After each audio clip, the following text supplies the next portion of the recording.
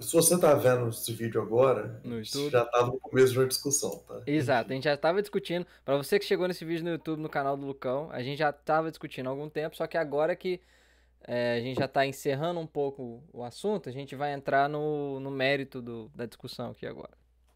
Continua. Continue. O Caio Prado Júnior, falando que o Brasil ele tem uma ideia colonialista, ele mostra isso também na economia. Uhum. Porque você lembra das aulas de história, ou não, mas lembra que o Brasil viveu vários ciclos, né? Então ele teve o ciclo do café, ele teve o Sim. ciclo do ouro, teve o ciclo do não sei o que lá, o ciclo daquilo ali, o ciclo daquilo lá. Uhum. E o Brasil ele sempre teve uma economia baseada na escravidão e na extração para fora do Brasil, né, para exportação. Uma coisa que pouca gente sabe, o que não te contaram, né, o que esconderam de você, Esconderam de você o que não te falaram. O que seu professor de história não conta sobre o não te Brasil? contou na escola. Né? Mas o que pouca gente lembra, ou sabe, ou etc., é que, por exemplo, você consegue dar um exemplo de independência de um estado para o outro sem violência?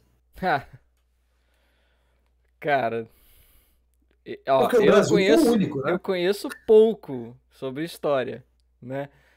Mas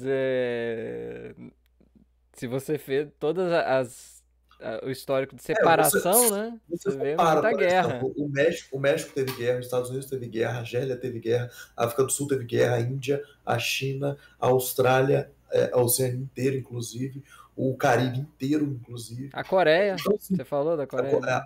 as duas Coreias, As Coreias. enfim, a Rússia, então a parte oriental da Rússia, no caso, porque ela foi invadida pela China e tal. Aham.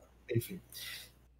A história do mundo colonial é a história, e até hoje está acontecendo, é a história de uma libertação através da violência. Hum. Tá?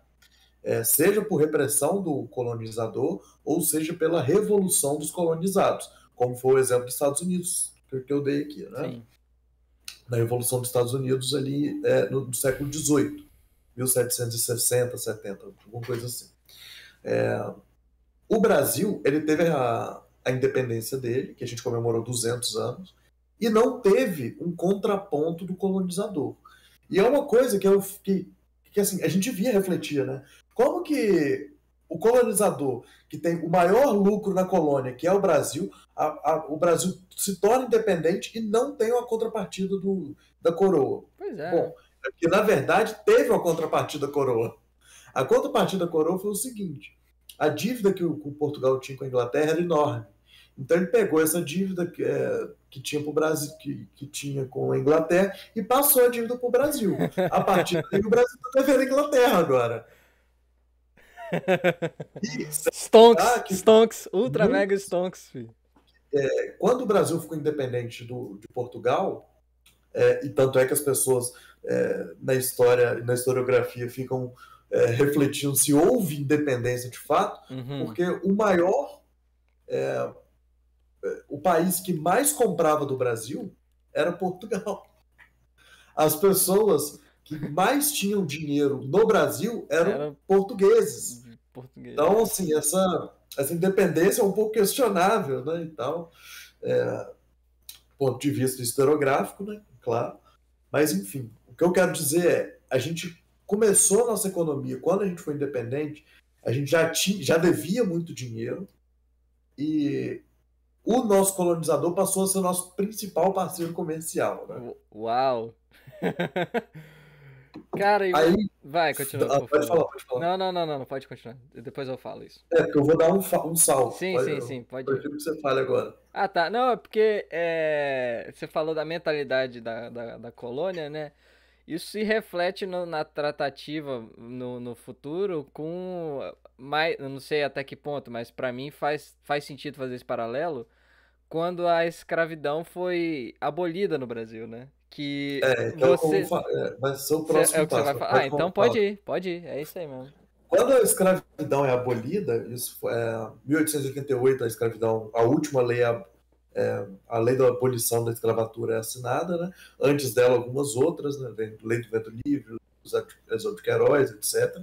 O fim do comércio escravagista também. Uhum. Tudo isso foi uma construção, né, eles foram ganhando, o Brasil foi, de tempos em tempos, gradativamente abolindo a escravidão, né, porque eles falaram que se abolisse de uma vez ia ser muito, muito traumático. Traumático para quem, né? Como se a escravidão não fosse um trauma enorme já. Né? Como se comerciar seres humanos e obrigar eles a trabalhar não é traumático o suficiente, né? Nos Estados Unidos, inclusive, a escravidão, só fazendo um parêntese aqui, tá? Existe uma relação direta nos Estados Unidos de que os estados, eu vi isso no Nerdologia, e o Felipe, ele tem um programa que faz, o Felipe Figueiredo, ele tem um programa só sobre isso no Fronteiras Invisíveis do Futebol dos Estados Unidos.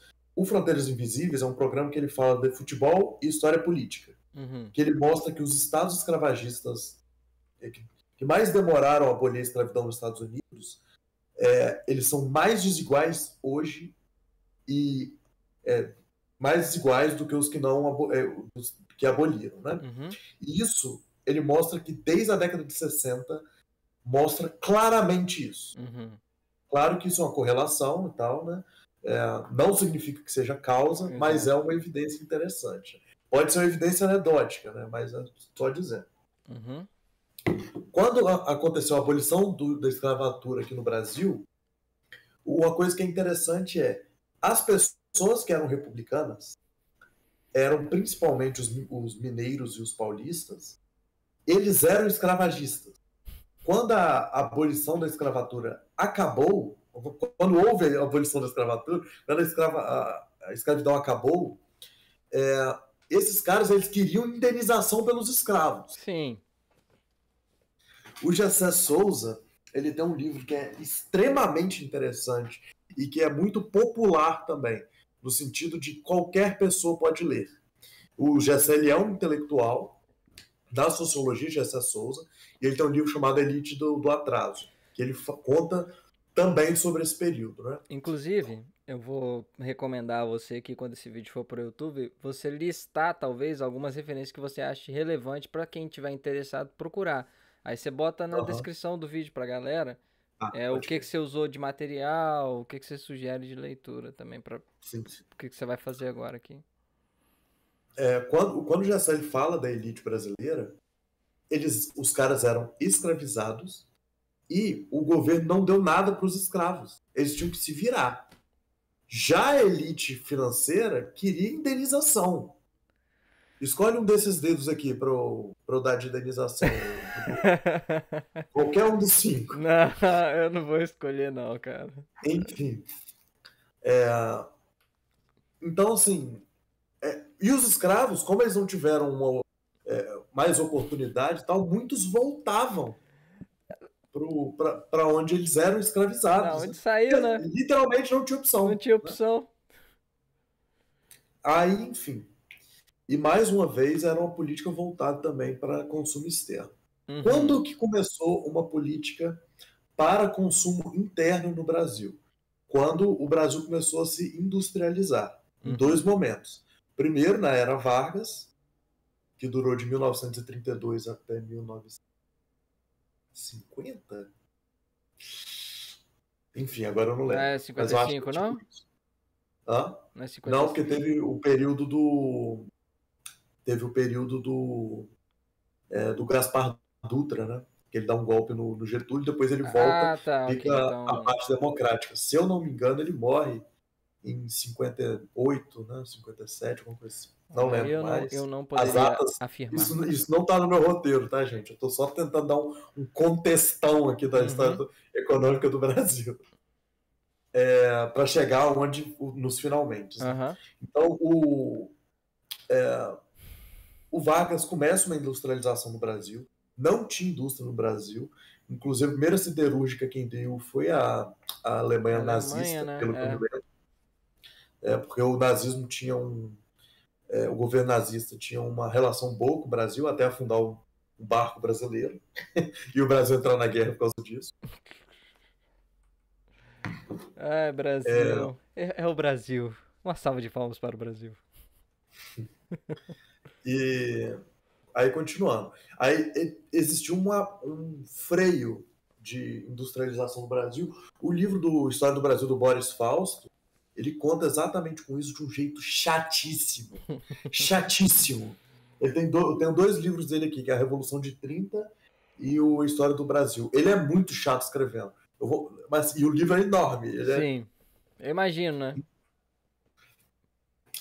Só que ele é foda, né? Eu adoro o Boris Chato Fausto. por ser prolixo ou chato por escrever difícil? Pra você ter uma ideia, ele lista o lucro anual de 30 empresas diferentes de São Paulo. Meu Deus. É porque, assim, historiografia. É porque provavelmente quem tá vendo nunca leu um livro de historiografia. Porque livro de historiografia é extremamente chato. É você mostrando o tempo inteiro fórmula, mostrando. Pra você ter uma ideia, tem lei escrita totalmente assim nos livros de historiografia. Que é assim que faz historiografia, né? Então é chato porque é um trabalho muito mais científico, né? Expositivo das coisas, etc. Né? Aí continuando. Que é aí que agora começa o que realmente vai impactar no Brasil de hoje, tá? Que é o JK. Uhum. O que o JK fez atinge até hoje a gente. O Infelizmente, né? JK, ele fez um boom de industrialização. Tá? O que ele fez foi... Ele injetou muito dinheiro público e ele, como dizem nos livros de história, ele é o pai da inflação no Brasil. O JK, ele teve uma ideia de industrialização, de consumo através da construção civil, né? A gente lembra de Brasília, mas não foi só as estradas também, né? Eu ia falar isso agora, a construção das rodovias, né? No livro do Boris, ele ainda fala que... Quando eu falo livro do Boris, parece que eu sou muito íntimo dele, né? Não, pô, você já tem, vamos dizer assim, uma relação com o autor, né? Então, É uma relação de achar ele chatíssimo. já conhece o trabalho, pelo menos, né? Então, o JK, a inflação no Brasil, não que obviamente não que ela não existisse, mas ela passou a Ah, ser um problema enorme no governo do JK. Também é nessa hora que os trabalhadores começam a ganhar melhor, vamos dizer assim, sendo muito basiquista, né? uhum, Por quê? Porque a partir da industrialização, o trabalhador tem o seu... Não só tem o seu salário melhorado, tá? Porque ali também começam a, a- os sindicatos a ganhar muita força. Não que os sindicatos não existissem, tá?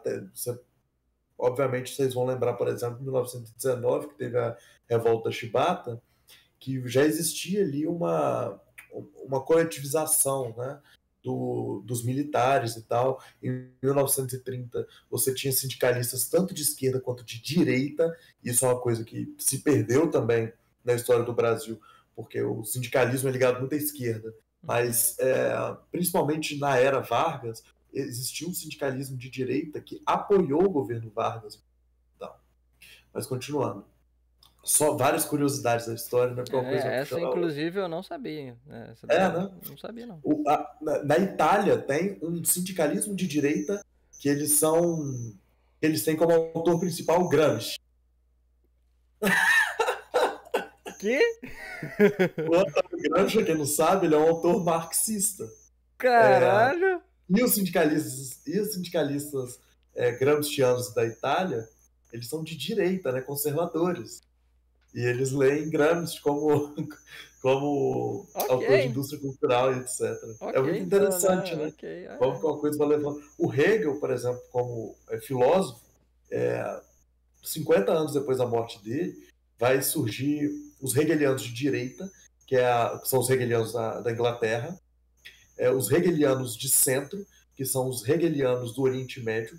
Você conhece algum hegeliano de direita ou do centro? Claro que não. Não. Mas e de esquerda, Lucas? Eu também não conheço. Claro que você conhece. Você conhece o Marx, você conhece o Nietzsche, você conhece Heidegger, O todos esses Marx, caras aí o são. Marx e É, o Engels faziam, né? Parte dos jovens hegelianos, né? exatamente. Logo depois eles rompem, mas é porque os hegelianos de esquerda só ficaram mais famosos. É a mesma coisa que aconteceu com os sindicalistas de esquerda. Eles só ficaram mais famosos, né? Até que os Entendi. de direita ficaram. Enfim. Só um comentário aqui, ó. O Filipovski digitou no chat aqui que o sindicalista de direita é tipo o letreiro do Bradesco. Aquele que ele mandou no grupo lá. Só o trabalho, como é que é? Só o trabalho gera valor, ou só o trabalho gera. Não sei o quê. No Isso Bradesco. escrito num No banco, né? Bradesco, é. Aham. Deixa eu ver aqui Enfim. Aí, direitinho. ô, Dudu, a Ah, gente. Eu vou dar esse salto agora para a época da ditadura militar. Porque, com razão, muitas pessoas falam que a época do governo militar foi uma época de boa economia. uhum. Você, com certeza, Já, você que muita gente fala tá isso. vendo isso aqui, você já ouviu isso. Por Só que que, com ó, certeza? Pode vou falar. interromper. A fachada do Bradesco diz aqui: só o trabalho pode produzir riquezas. Tá certo. Só que tá escrito num banco, Numa né? empresa que vive de Que vive juros. de juros é brincadeira, cara. E comprar título da dívida pública. Vai, bora. Segue aí. Ai, peraí que eu cliquei aqui sem querer. O salto pra ditadura agora, que foi uma época boa. Ah, ditadura. A ditadura é uma época que eu gosto muito, né? Porque eu só falo disso na história do Brasil. Inclusive, eu tô aqui com um livro do. Qual é o nome dele? René Armand Dreyfus. Ele tá sem capa, mas você conhece esse livro aqui, Dudu. Deixa eu ver aqui. Ele é o. Aproxima ele Ele é da o câmera, livro. só pra eu ver melhor. Não, é porque ele tá sem capa, né? Ah, tá. Só 1900 o pre... Ah, entendi. do Estado. Eu posso até pegar a capa dele ali, porque soltou. Esse livro aqui ele tem uma história legal, porque ele é muito caro, esse livro. Eu comprei esse livro por R$ 20, porque ele estava muito velho. E foi o livro que mais me ajudou com pesquisa da ditadura. Você lembra aquele vídeo do Ian Neves, que tem uma capa, que é uma capa com vários jogos de xadrez, e tem o IPES e o IBAD Hum, caídos assim? Eu posso pegar, se você quiser a cara, capa. não lembro não. Pega aí, pega Ah, aí. tá. Pega aí. Eu vou entreter no chat aqui, entreter nas massas.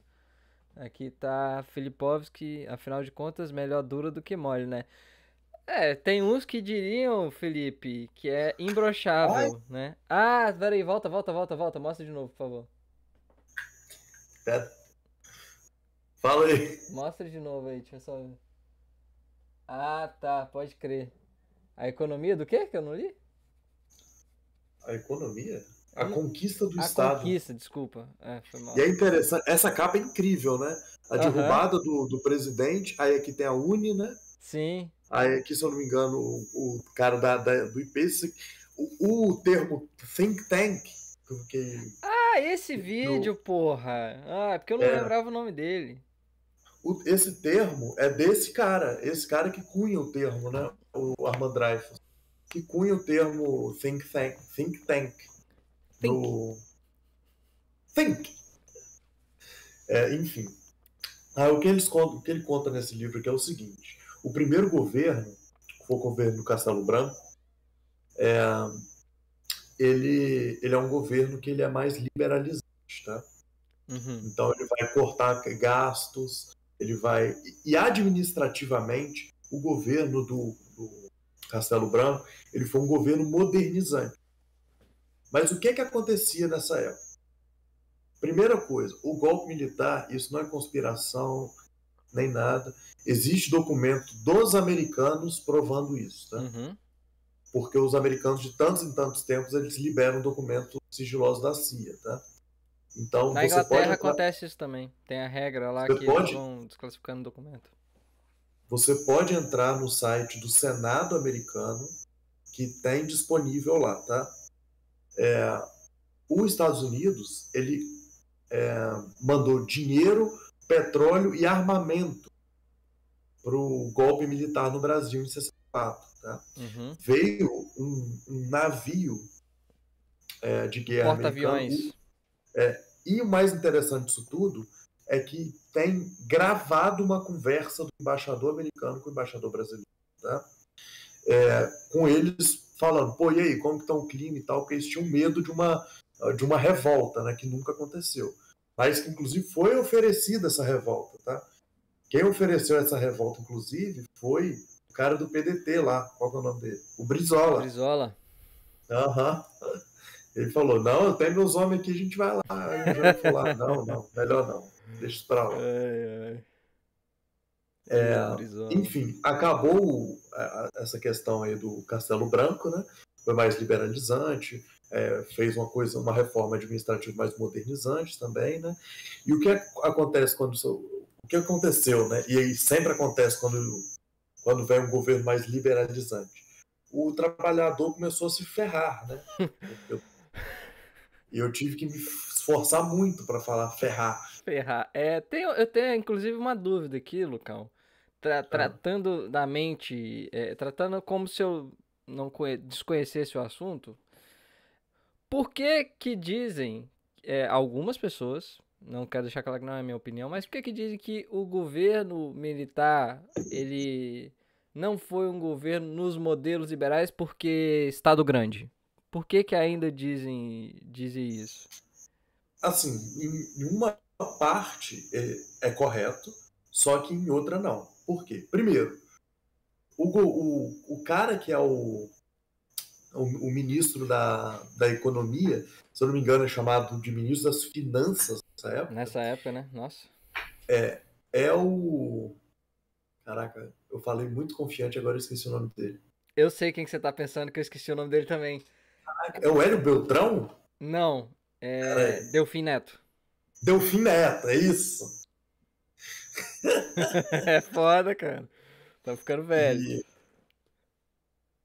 o Delfim Neto, ele demonstra. Ele tem um documentário muito bom que é feito pelo Nóbrega. Eu esqueci agora o nome dele. Mas ele foi Ei, o. vamos comer fósforo, Cara, hein? é muito nome. É muito nome. Eu sou ruim com nome, você sabe disso. Mas ele é. E também porque eu não vim preparado para falar disso. Não, tranquilo. Foi só. Eu sei. Mas Eu só fiz aqui uma provocação. eu esqueci o primeiro nome dele, não sei o que lá da Nóbrega. E não é Carlos Alberto. Que ele foi ministro da Fazenda do Sarney. E ele fala que, como nos primeiros anos da ditadura, o governo foi liberalizante. Aí você fala, mas teve Estado grande. Sim, é verdade, teve Estado grande e tal. Ele coloca autonomia no Banco Central e tira a autonomia do Banco Central. Ele tem o governo como principal articulador Uhum. de desenvolvimento no Brasil e tal. Mas é porque, naquela época, não existia não existia classe burguesa no Brasil. Não existia classe produtora no Brasil. O Brasil, como produtor, como tudo, ele dependia do Estado. Uhum. Então, assim, eu entendo as pessoas que falam que o Brasil teve um Estado grande e tal, até porque era uma ditadura também, né, e tal. Mas é porque o Brasil ele não era autônomo. A parte privada do Brasil não conseguiria fazer isso, tá? Mesmo que quisesse. Então, assim, eles foram liberais aos moldes que eles conseguiram ser. Porque Uhum. o segmento deles era um segmento liberal, tá? Mesmo que não seja um liberal do século XXI. Mas, na época, eles foram considerados liberais, sim, Uhum. tá? Tanto é que se você coloca eles do lado de qualquer nacional desenvolvimentista da época, você vai ver que é piada, entendeu? Tanto é que quando o Costa Silva vai pegar, ele vai falar muito mal das reformas que o Jango queria, que o JK fez. Então, assim, você comparar esses caras aos caras que queriam desenvolvimentismo é muito diferente, né? Entendi. Até porque eles apoiavam da propriedade privada e etc. Então, Ok. não é correto falar que que eles são liberais no termo do século XXI, mas o que era considerado liberal na época, eles foram. Entendeu? Caraca, Felipe tá tancando outro comercial. Fica tranquilo, cara. As partes que você perder por Ed, você vai poder assistir na íntegra no YouTube, eu espero, né? Enfim, continuando agora, né? É foda que ele não tá ouvindo isso. Verdade. Continuando aqui. O governo. E aconteceu também uma coisa no governo da ditadura, igual eu já disse. Os Estados Unidos, devido ao fracasso da Baía dos Porcos, o que foi a Baía dos Porcos? Os Estados Unidos invadiu a Cuba, Cuba conseguiu se defender. Uhum. Eu já fiz um vídeo sobre Cuba, se você que está vendo aqui não viu, veja, que é Cuba Libre, o nome do vídeo. Eu Uau. conto um pouco sobre essa história. O que aconteceu ali foi o seguinte: Cuba era da Espanha, os Estados Unidos tomou Cuba para ele, e o presidente ele era muito a favor, que era uma colônia, quase com a colônia ali dos Estados Unidos. Você Né? falhou, era muito a favor de quê? Dos Estados Unidos. Ah, tá. O presidente cubano, no caso. Isso. Uhum. Aí, quando o Fidel ele declara a revolução, né, toma o poder e tal, ele pede ajuda para os Estados Unidos, falando: nós não somos uma nação socialista. Uhum. E os Estados Unidos não aceita essa ajuda. E ele vai pedir ajuda para Moscou. E aí o que Moscou fala? Pô, uma base ali dos Estados Unidos. Nossa. Moscou rejeita. Meu Deus. Moscou rejeitou Cuba, porque, e tem documento disso falando que não se pode considerar Cuba um país socialista. A União Soviética não quis apoiar Cuba em primeiro momento. Olha aí, ó. Depois de alguns momentos que Cuba mostrou sua autonomia, aí a União Soviética aceitou o acordo com Cuba. Mandou um oi sumida, né? Exatamente. E aí os Estados Unidos invadiu Cuba e deu errado, né? Tanto é que essa defesa de Cuba dos Estados Unidos é ensinada até hoje em academia de guerra. Tá? É caralho! Eu inclusive, não sabia disso daí também, não. Outra coisa muito legal, porque é o seguinte: o que o Fidel aprendeu de guerra, ele aprendeu com o pai dele que lutou a Guerra Civil Espanhola. Olha aí! Muito interessante, né? Verdade, de fato, não sabia. Então, os Estados Unidos ele ficou com muito medo de quando acontecesse essas revoltas, esses golpes na América Latina, acontecesse a mesma coisa e a América se tornasse uma América ursal. Uma América comunista, né? Ai, ai. Então, os Estados Unidos apoiou todos os golpes militares. Todos. Com dinheiro. Novamente. A troco de nada. Novamente. Isso não é o Lucão que tá falando, ou eu que tô aqui, eu tô só de mediador. Isso tem documentação, tá? Extensa sobre isso. Dos Estados Unidos, do próprio Estados Unidos. Não é teoria de conspiração. Exatamente. Né? E Mas gente, assim, se quiser xingar, xinga ele, que eu tô só dando minha plataforma pra ele. Pode me xingar. Mas é porque assim, a documentação é tão extensa em relação a isso é consensual entre os historiadores, tá? Uhum. Isso não é coisa da minha cabeça. Tanto é que nem se você pesquisar isso no Google, você vai achar. Não é uma coisa secreta e tal. Não. Isso é uma coisa bem sabida e tal. E o governo passou a depender dessa ajuda externa. Tá? E é o que eu digo sempre em relação ao crescimento do Brasil. O Brasil sempre dependeu no passado de ajuda externa para a sua própria economia. Tá? O JK se endividou, a independência do Brasil foi através de dívida, o Getúlio Vargas também foi através de dívida, e aqui não foi através de dívida, mas foi através de dinheiro externo que os militares recebiam através dos Estados Unidos. Uhum. Mas a mamadeira um dia seca. Principalmente a mamadeira de piroca. Meu amigo. E na década de 80, tanto é que o Brasil, em 1970, desculpa, ele viveu uma coisa chamada o milagre econômico. Muito falado para frente Brasil. Né? Para frente Brasil. 1970 até 1974. Que era o governo do Médici.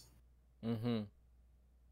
O Médici, ele é o personagem histórico que eu mais quero dar porrada na minha vida. Tá? Mas e o Hitler, Lucas? A gente teve um Hitler durante um tempo aqui no Brasil também. Ele tem até nome europeu, né? Medici, né? É, né? Talvez italiano, não sei. Italiano, né? Pois é. Tô brincando, tá? Não é ele não que eu mais quero dar. É o Barroso. Mas enfim.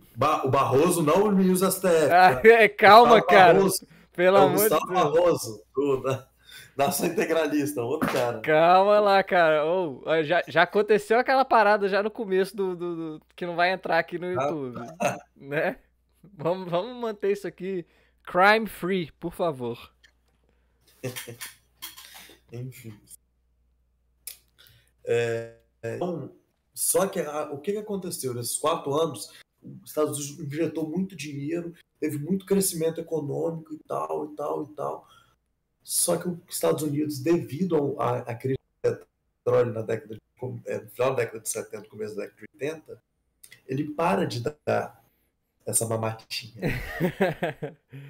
E aí o pessoal falou assim, ué, agora que os Estados Unidos parou de mandar dinheiro, tá faltando dinheiro? Porra, que sacanagem é essa, cara? Os caras pararam de me dar dinheiro, agora eu não tenho mais. Fudeu. E aqui começa a pior fase econômica de toda a história do Brasil. Esse gráfico que eu tô exibindo aqui na tela, não sei se você tá vendo, tá escrito aqui. Tem uma linha, né? E aí tá, dívida externa bruta. Que é aqui a gente vai começar. Vamos lá. Aqui a gente já pode começar, inclusive. Então vambora. Vambora. Já podemos começar. Vocês estão vendo aí na tela, então, né? A dívida externa bruta, né? Já desde um tempo, deixei aqui já desde um tempo. Ok. E é legal que aqui a gente já começa a contar a história de verdade do Brasil. Aqui começa a história do Brasil. Tá? Porque essa dívida, ela começa a ser, como o nome próprio fala, né? Externa. O único jeito que o Brasil consegue crescer nesse caso aqui é através de endividamento do Estado, por outros estados, né? Por outros países, principalmente os Estados Unidos. Essa colonização financeira que os Estados Unidos fez, continuando a história colonizadora do Brasil, como eu já ia dizendo falou com anteriormente, o Caio Prado Júnior, funciona muito bem para os Estados Unidos, porque do mesmo jeito que teve o plano Marshall, se eu não me engano é esse, que os Estados Unidos fez a reconstrução da Europa, os Estados Unidos, depois da guerra, né, depois que acabou essa financiarização, que não é considerada investimento, tá, simplesmente jogou dinheiro na América, ele começou a emprestar dinheiro para todos esses países, e o Brasil também. Emprestou dinheiro para a Venezuela, emprestou dinheiro para a Colômbia, emprestou dinheiro para a Argentina, para o Uruguai, para o Paraguai, praticamente todos os países da América do Sul. Então, essa dívida é uma coisa que só vai crescer. Tá? Enfim, na década de 80 começou essa questão. Você pode ver que... Cadê? Vou levantar a mão aqui, porque tem uma pergunta do chat, que é do Filipovski, que ele tá perguntando aqui. O que é esse 0 a 600? Representa que valor? Que grandeza? Já Qual o tipo perdi. de grandeza? Bilhão. Bilhão? Bilhão? Bilhão? Sério? Bilhão? Em dólar. Em dólar? Eu não sei, porque eu não pesquisei, tá? Quanto que... Bilhão de dólar? É isso mesmo. Porque eu não sei como que é a cotação na época militar em relação ao dólar. Uhum. Mas vou continuar. Chegou a década de 80 e uma coisa que o Hélio Gaspari fala no livro dele, que é A Ditadura Envergonhada, que é um nome incrível. A primeira página do livro, ela já explica tudo.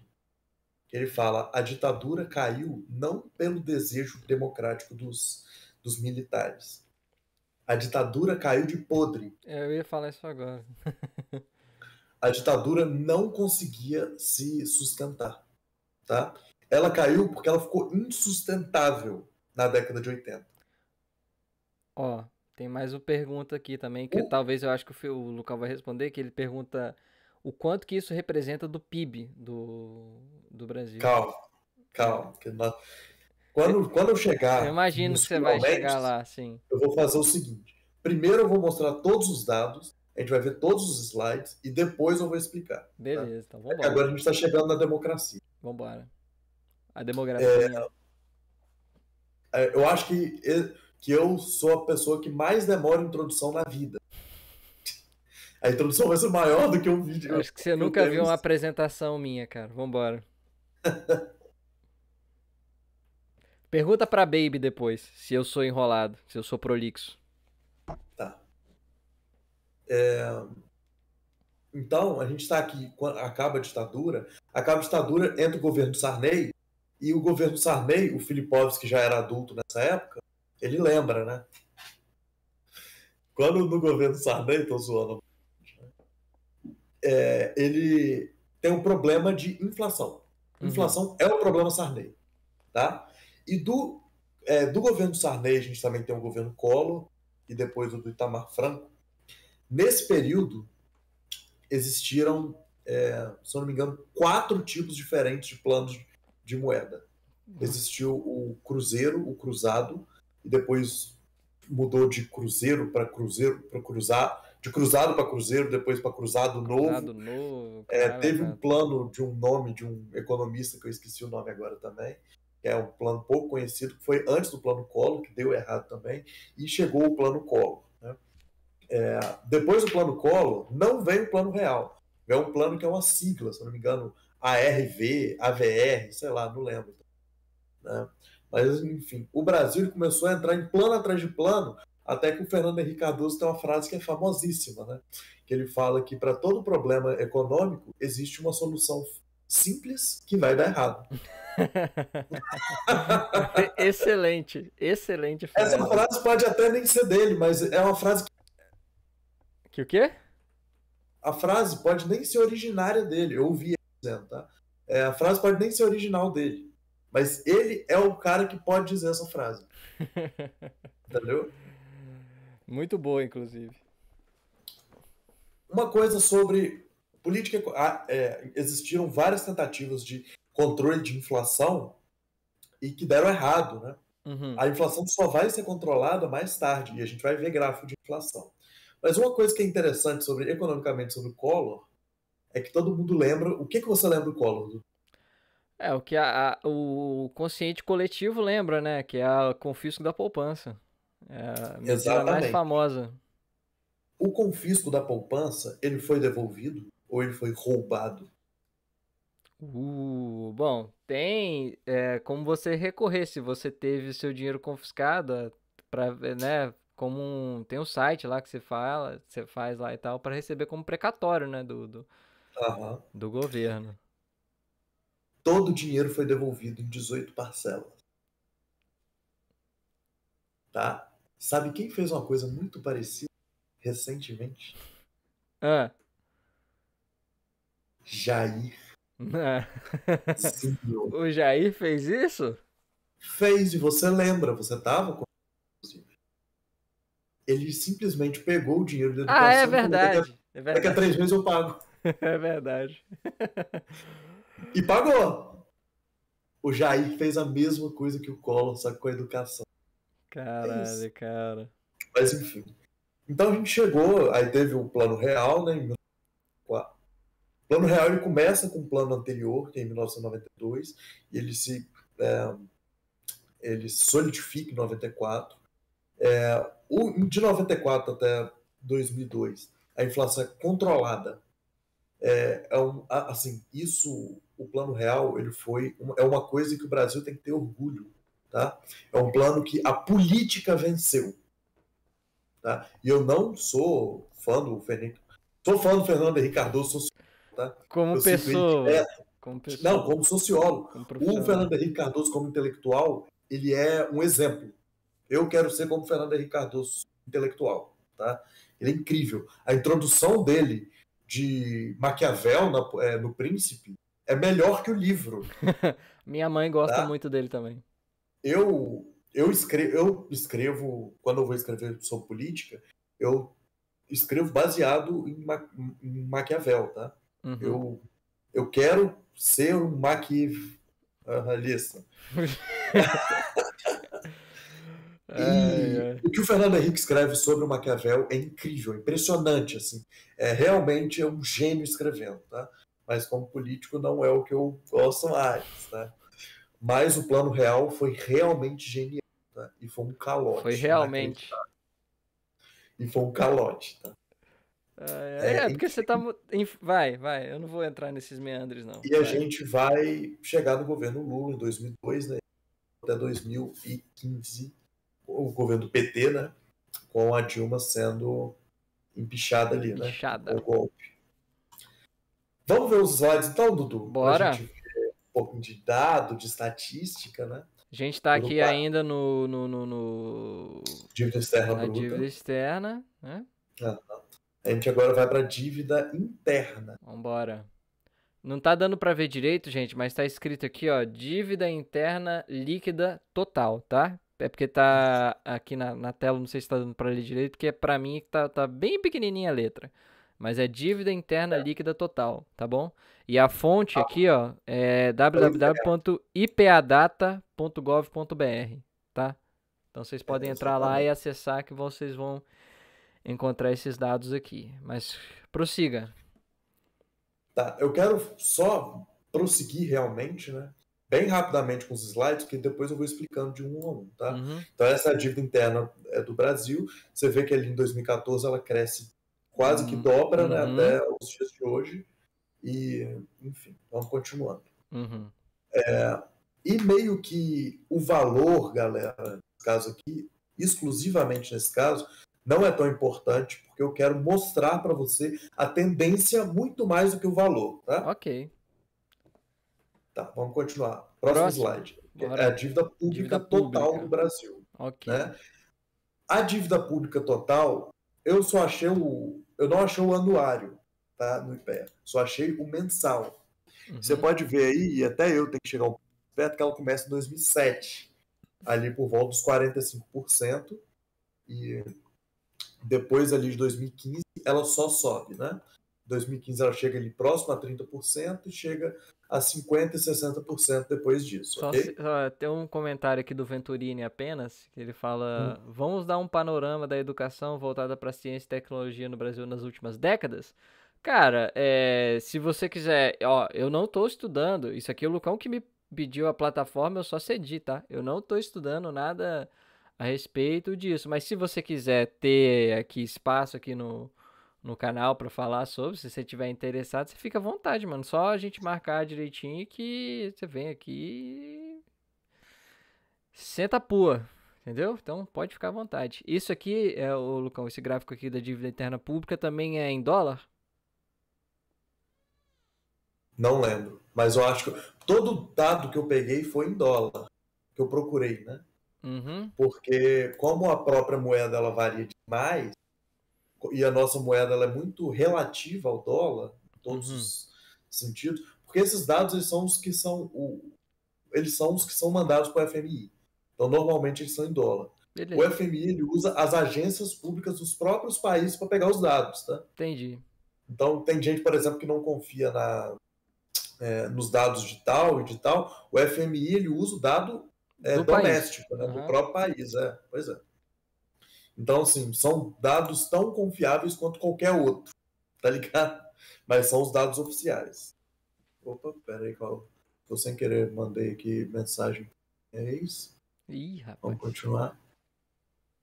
Aí o próximo é o da dívida pública total, né? Isso, tá nele aqui. Correto? Tá nele. Tá. Aí você vê que é uma coisa que, quando a gente for comentar sobre isso aqui, vai ser uma desmistificação. Né? Hum. Mas.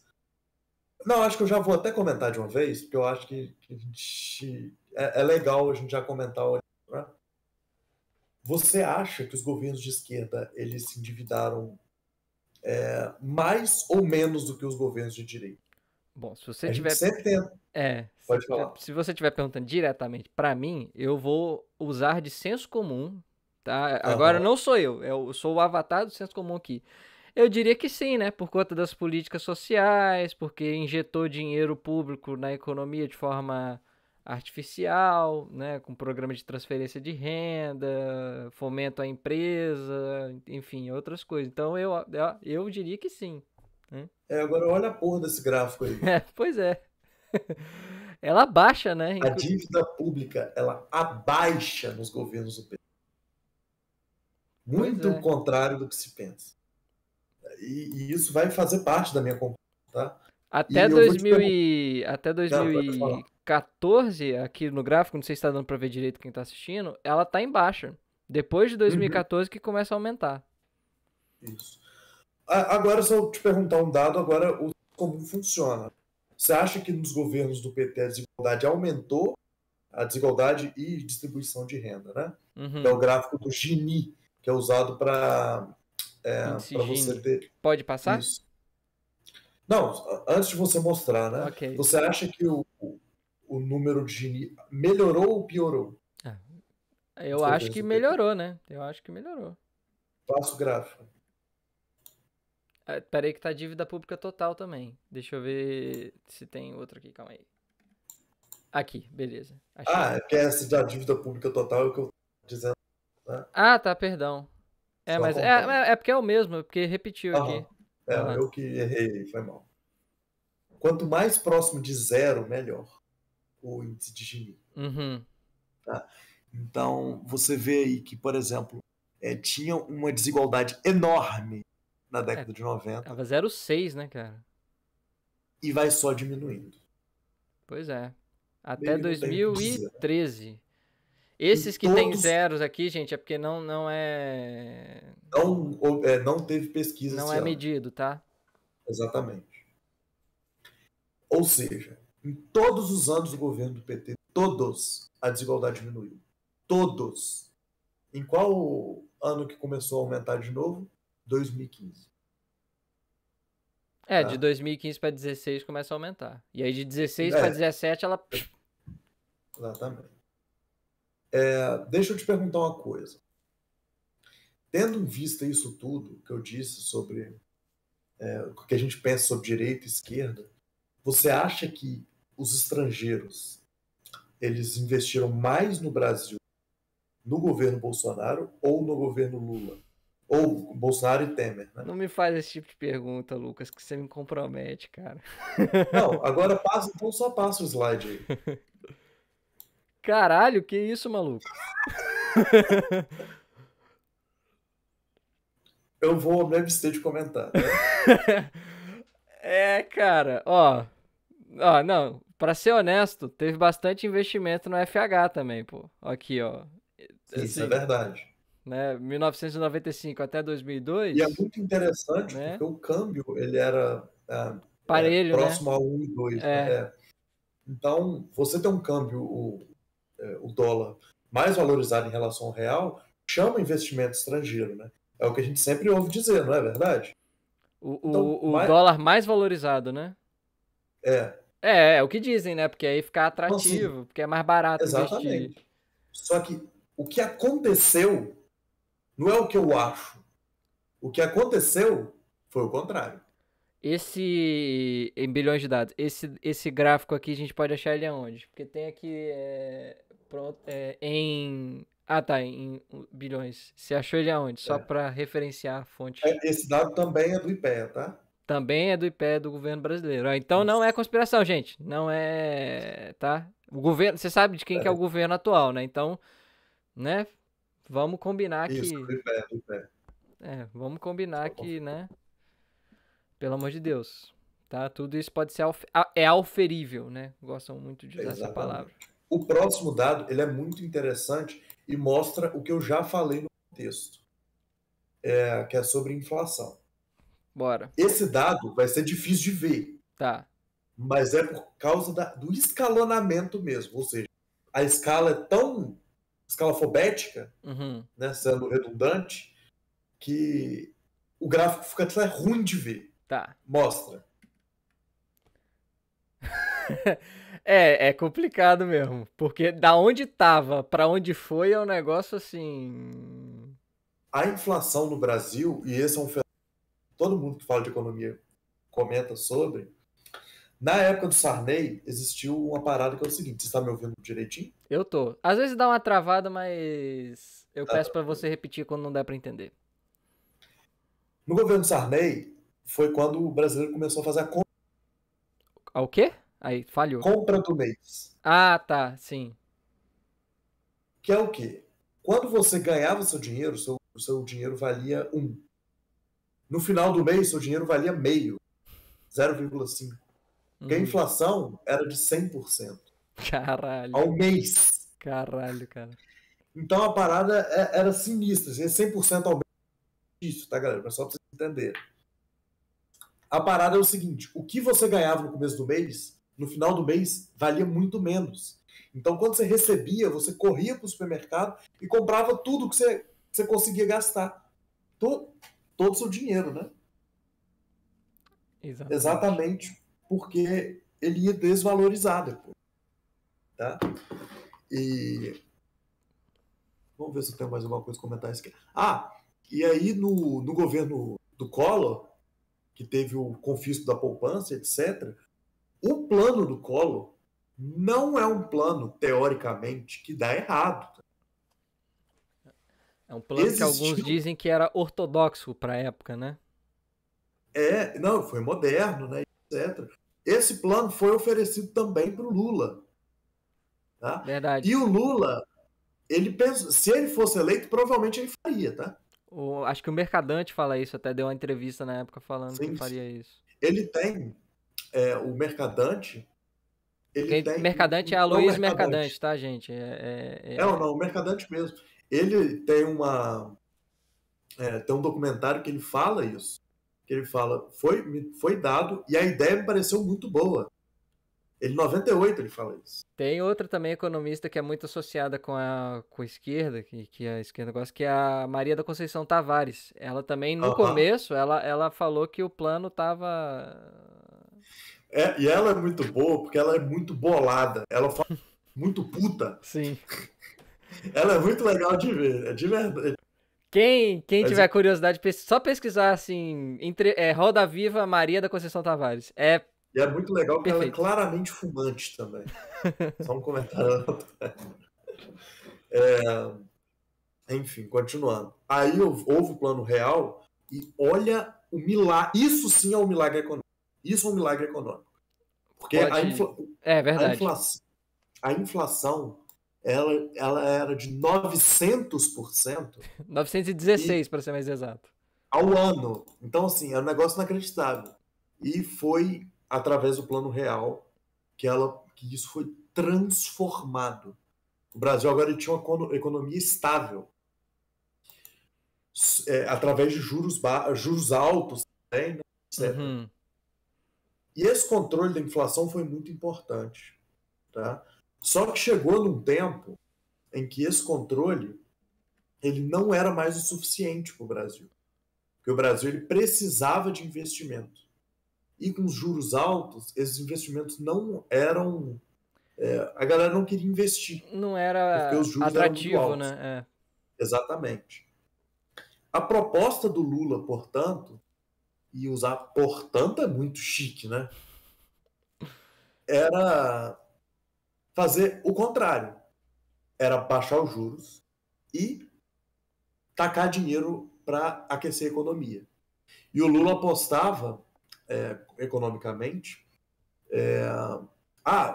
Houve a época também ali que o FHC ele foi para o FMI e pediu dinheiro externo mais uma vez. Né? Uhum.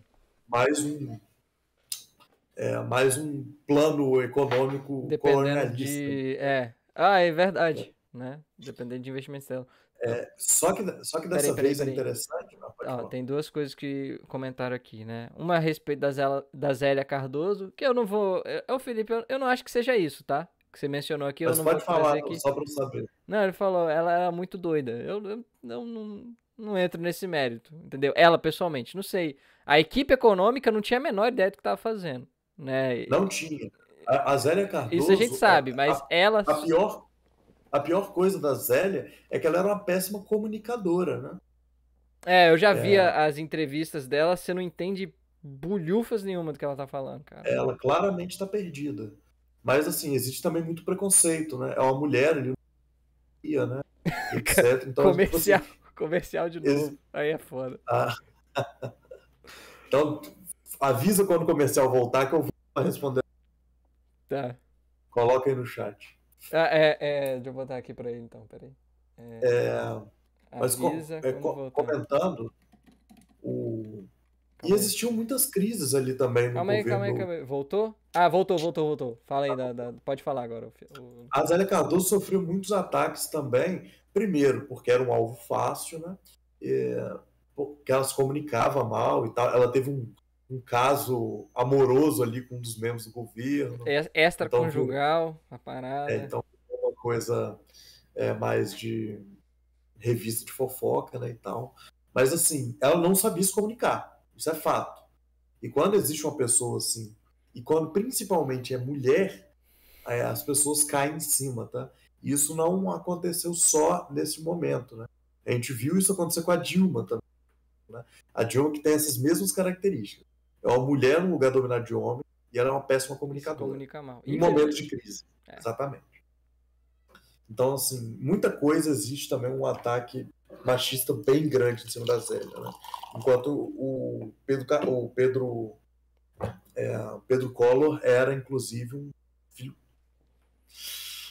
Ai, que dificuldade é falar assim, xingado do. Ele Essa situação. Ai, era. Ele, ele era um sujeito ele era um complicado. canalha. Pronto, aí, pronto. Complicado, Canalha. complicado. Ele era um filho. Aí, continuando, chegou no governo Lula, né? Mas eu só queria explicar a parte da inflação. Tá? Na parte da inflação também tem uma coisa interessante sobre o governo Lula. E você. Detalhe aqui, tá, galera? Que eu vou até comentar isso. Eu vi um vídeo do Primo Rico comparando Os a governos. economia do Bolsonaro com o governo do Lula. E isso é uma coisa que ele comenta também, sobre a inflação. Uhum. Tá? O Lula pegou a inflação com 12%, Isso. entregou em 2010, se eu não me engano, né? Que acabou? 2010, isso. Com 5,9%.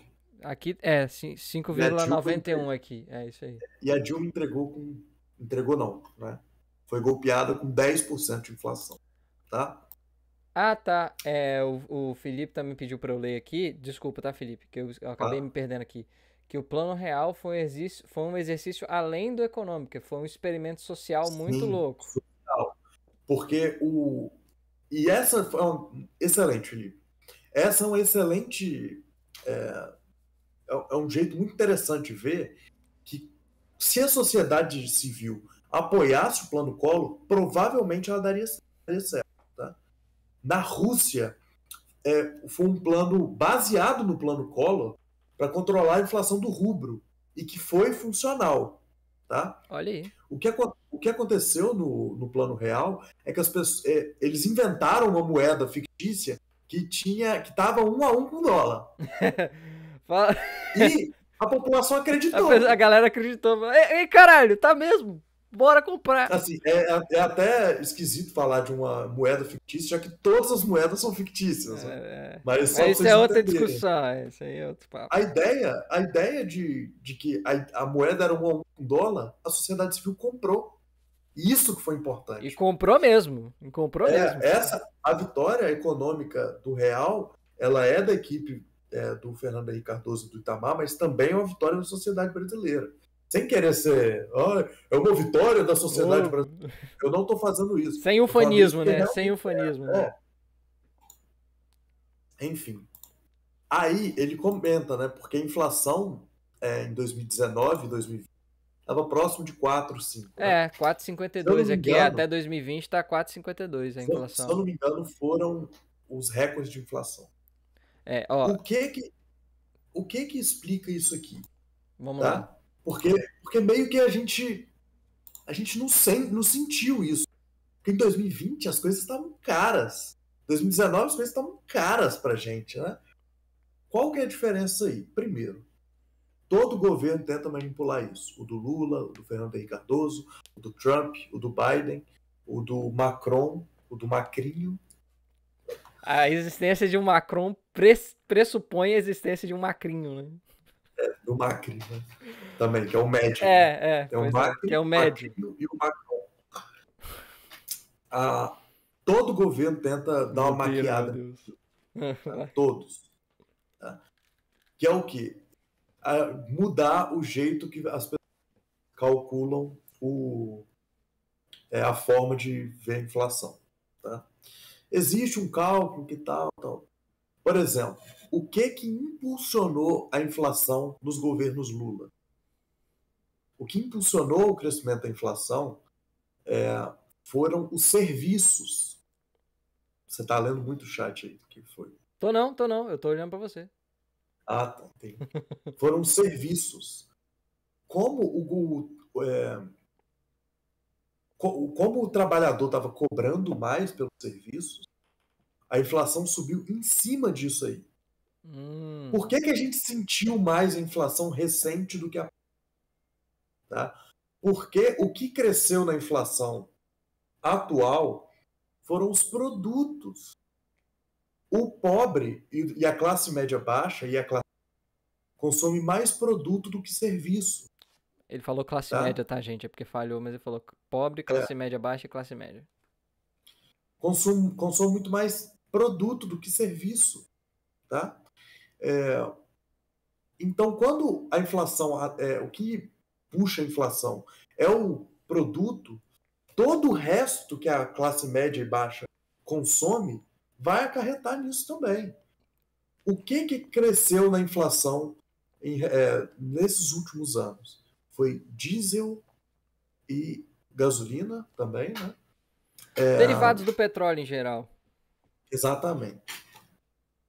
E o que isso significa? Todo aumento na cadeia produtiva. Comida, consumo em geral. Então, além da inflação ser maquiada nesse caso aí, tá? Porque em porcentagem, a cesta básica aumentou e o salário em relação ao dólar diminuiu. E petróleo é dólar também, como diz o Ciro, né? Petróleo é dólar. Aqui tem um Pão comentário. é trigo e trigo é dólar. Tem um comentário aqui também do Filipovski que ele fez agora. O Filipovski podia estar aqui, cara. Mas é porque senão ia ficar que Ia nem o virar Lucão falou, ia debate, virar esse um é o debate. problema. Ele falando aqui que o IPCA chegou a 12% em 2 meses, em junho de 2022. Sim, mas é que esse gráfico aqui ele só vai até 2020, tá, E eu o fiz Felipe? isso por querer, porque a pandemia é um momento único na história. Em Tá? 2020 chegou a 40%, o IGPM em 2020 chegou a 40% em 2 meses. É basicamente a inflação do aluguel, que também influencia bastante na cadeia produtiva. Aí, ó. Pois é. Então, assim, só para deixar claro que são dois tipos de inflação diferentes, por mais que o gráfico seja o mesmo. Tá? Uhum. O produto estava mais barato. Quer dizer, e a gente consome produto, mesmo que não queira. Porque arroz é produto, feijão é produto. A gente depende de produto. Agora, a gente não depende, por exemplo, de serviço. A gente é dependente de serviço. Tá? Por exemplo, a gente pode viver anos sem contratar um pedreiro, por exemplo. Porque isso é serviço. A gente Você vive pode de aluguel, né? a gente pode passar anos sem contratar um piscineiro, que é serviço, e etc. Só para dar algum tipo de. Porque Uhum. quanto mais rico a pessoa mais serviço ela Ela vai consome, né? consome, Etc. O próximo gráfico, pode Vambora. passar, é a questão de taxa média de investimento do governo em relação ao PIB. Tá? O que eu quero mostrar aqui? O que eu quero mostrar é que em governos liberalizantes, o governo investe menos em relação ao seu PIB. Isso é bom ou ruim? Eu acho ruim, mas é porque esse é o jeito que eu vejo a economia. Mas não necessariamente é ruim. Tá. Mas o que eu quero realmente mostrar para vocês é o quão pouco o Brasil investe em relação ao PIB no seu próprio investimento. Tá? O que a esquerda defende é que um governo que investe muito na própria economia é um governo que cresce muito. Hum. e isso se reflete no crescimento ao PIB. Tá? Tá falhando Isso... muito seu microfone, mãe. Opa, pera aí. Tá tudo bem agora? Volta desde o começo, que a esquerda defende. A esquerda defende quanto mais investimento na própria economia a partir do governo, mais o país cresce. E isso é demonstrado nesse gráfico. Já está aí no gráfico da taxa Tá média? aparecendo aqui, taxa média de investimento do governo sobre o PIB. Isso. Esse último ano aqui, entre 2011 e 2016, seria maior se fosse 2011 até 2015. Porque em 2016 a taxa de investimento é muito baixa. Entendi. Então, por mais que tenha crescido, 2016 puxou para baixo isso. Tá? Então, só para comentar isso, o próximo gráfico ele é um gráfico interessante, porque mostra dois países que eu peguei, que são Coreia do Sul e China, o quanto eles investem em relação ao PIB. Vamos ver aqui então. Do próprio país. Vamos ver? Porque o Brasil investe quando muito, 17%, né? O máximo foi 19 ali, com 94 isso. até... Deixa eu voltar aqui só pra gente ver, ó. 19,18 de 91 até 94. Depois baixou para 16 e aí o teto foi 17,9 de 2011. Mas vamos pegar o máximo, né, para ser mais legal? 16,18, pronto. Tá, passa o próximo slide aí, fazendo um favor. Vamos lá. E aí aqui, caralho. Esse da esquerda aí é a Coreia do Sul. Coreia do Sul e direita é a China, tá? A Coreia do Sul em crise, que foi em 2016, investiu 27% do PIB. Pois é, né? As pessoas veem essa queda aqui e não tá dando pra ler direito a legenda do lado, mas aqui em cima tá 34, tá? E aqui embaixo, não é 0, tá? Porque não é impossível. Não é 10 também, não. É 26. Aqui, na escala aqui desse gráfico aqui. E aí, a menor taxa de investimento foi 26 e uns quebrados, porque ele tá abaixo de 27 aqui em 2016, na Coreia do Sul. E quando a gente vai olhar o do lado, que é o da China, é mais ridículo ainda. É insano, porque aqui, cara, ó, o da China tá 48, é o teto, e a base é 42. Eles não investem menos de 40% do PIB no governo. Sabe o que esses dois países têm como característica? Não. Nenhum deles paga uma taxa alta para banco. Ah, tá. Em relação ao próprio PIB. Ah, tá, né? Aí você lembra que eu falei que nas décadas do Fernando Henrique o juros estava alto para conter a inflação, e isso é uma coisa que foi uma coisa que fez bem para o Brasil na época. Lembra de que a inflação do Brasil não foi descontrolada nos governos. Tá? Em 2015 ela chegou a 10%. Vou voltar aqui, ó, o gráfico, ó, na inflação, ó. 2002 veio com 12,53, aí no período Lula até 2010, 5,9, depois ela não... do IPEA, né? Lembrando.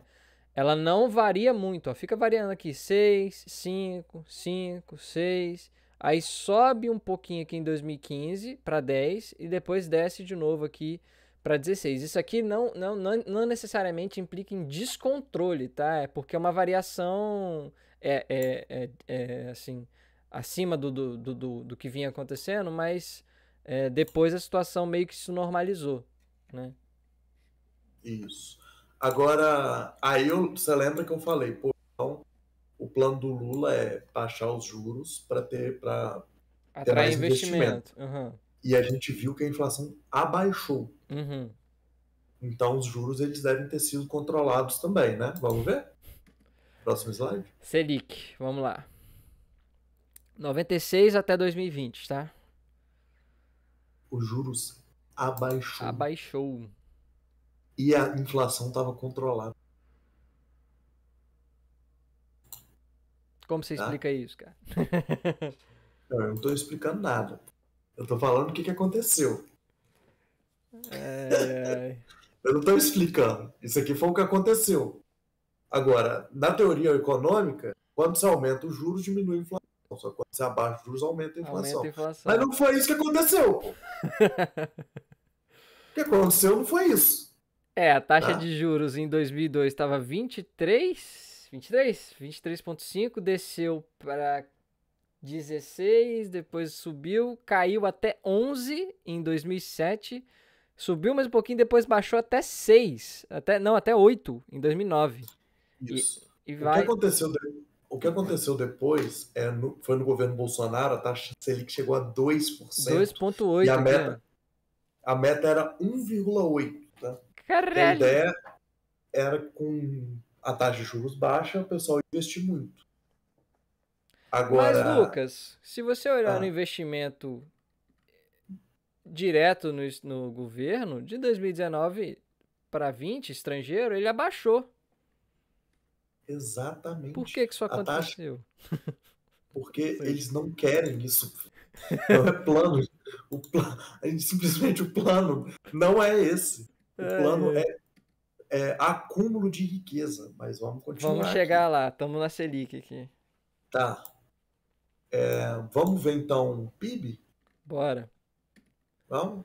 PIB, variação real no ano. Isso. O PIB, ele é o tanto que o país produz, tá? Não quer dizer quão rico é um país. São duas coisas diferentes, tá? Uhum. Um país rico é um país que tem pouca pobreza, tá? E isso é teoria econômica. Pode discordar, tá? Ó, repara aqui, ó. Por exemplo, é melhor você viver num país com um PIB baixo, mas que tem um índice de desenvolvimento humano alto, do que o contrário, tá? Tanto é que as pessoas preferem ir morar na Noruega, que tem um PIB muito menor do que o Brasil. Países escandinavos. Exatamente, do que no Brasil. Mas, mostrando a questão do PIB aí. O PIB, aconteceu o que eu disse na história, na introdução. Isso. Ele teve um crescimento enorme na época da ditadura. Vocês podem ver. Absurdo aqui, ó. De 68 até 74, veio assim, é um milagre econômico mesmo, ó. Quer dizer, de 72 para 74, que é o milagre econômico, né? Que é aqui, ó. É de 70 a 74. Né? Muito acentuado o crescimento aqui. E a década de 80 aconteceu aquelas coisas que eu também falei, né? Isso. Aí nos anos 90 teve o Plano Collor, que foi um desastre, e depois a economia. Você lembra que eu disse que a economia do Fernando Henrique Cardoso cresceu pouco? Uhum. Porque com os juros altos, o desenvolvimento era baixo, mas a inflação foi controlada, que era o grande bicho-papão da economia brasileira. Uhum. Aí depois a moeda foi valorizada e etc. E nos governos do PT, tirando 2010, que foi a crise dos... crash imobiliário aqui em 2008, precisamente. Né? E que o Lula até falou que assim, uma marolinha, né? Não ia ser um furacão, e ele estava certo. Porque o Brasil, o tempo inteiro, cresceu economicamente. Tá? Aí ele, em 2014, em 2015, teve um... rebarba da crise, porque o governo induziu a economia artificialmente para manter o crescimento, né? E aí depois o setor produtivo despenca. O próximo gráfico ele é até ruim de ver, tá, galera? Antes de passar, eu vou ter que ler mais um comentário do Filipovski aqui, que ele fala que a equipe econômica do governo Lula fez uma parada que financiou o governo, que se chama Tesouro Direto. Ele tá falando, qual que é a genialidade do Tesouro Direto? É que o governo passou a poder pegar dinheiro emprestado da própria população pagando juros baixos. Isso ajuda o governo a reinvestir, né? A investir dentro do país, sem precisar depender de moeda externa. Então uma pegadinha aí também, que investimento, o governo gasta dinheiro nas coisas, conta também como produção, tá? Então quando o governo investe nele mesmo, ele entra no PIB, tá? Entra no PIB como receita? Porque é investimento. Olha aí. Então, tipo assim, tem gente que vê como gasto e tem gente que vê como investimento. Se é realmente investimento, tem que entrar, né? Uhum. Tanto é que essa é a crítica que o pessoal faz muito da China, né? Como a China investe muito dentro do próprio comércio, eles falam que o PIB chinês que o PIB chinês é fictício, ele é maquiado. Eu ia Só falar que esse é o artificial, problema. né? Eu ia falar artificial. Como o consumo da China aumentou demais, como o principal rede de supermercados da China vende em uma semana comum o que os Estados Unidos inteiro vende em uma Black Week. Caralho! Em uma semana comum, um fim de semana comum, desculpa. Meu Deus. Porque toda semana da Black Week, eu já vi isso que tem aqui, infelizmente. Tá, vamos pro próximo gráfico? Depois você cita na descrição, se você conseguir achar a referência. Mas aí eu vou ter que procurar, né? Preguiçoso, né? Tô brincando, fez todo um trabalho aqui.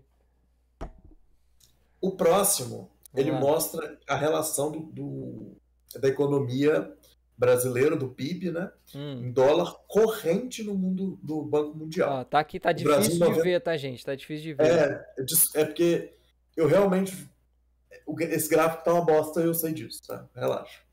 Mas o que eu quero dizer, em 94 o Brasil era 11º, é isso aí. Em 2002, o Brasil, ele era a... 12º. 12º, exatamente. O Lula entregou em 2010, sendo a... Caraca. 8ª economia. E ela, em 2014, passou a ser a 6ª economia do mundo. É isso? É isso. Não, aqui tá mostrando 7ª, né? 2000 e quanto? 7ª economia do mundo. 7ª. 2012 até 2014, ela tá como 7ª economia do mundo. E depois cai pra 8ª e depois 9ª. O próximo gráfico você pode mostrar, mas não vai dar pra ver nada. Tá?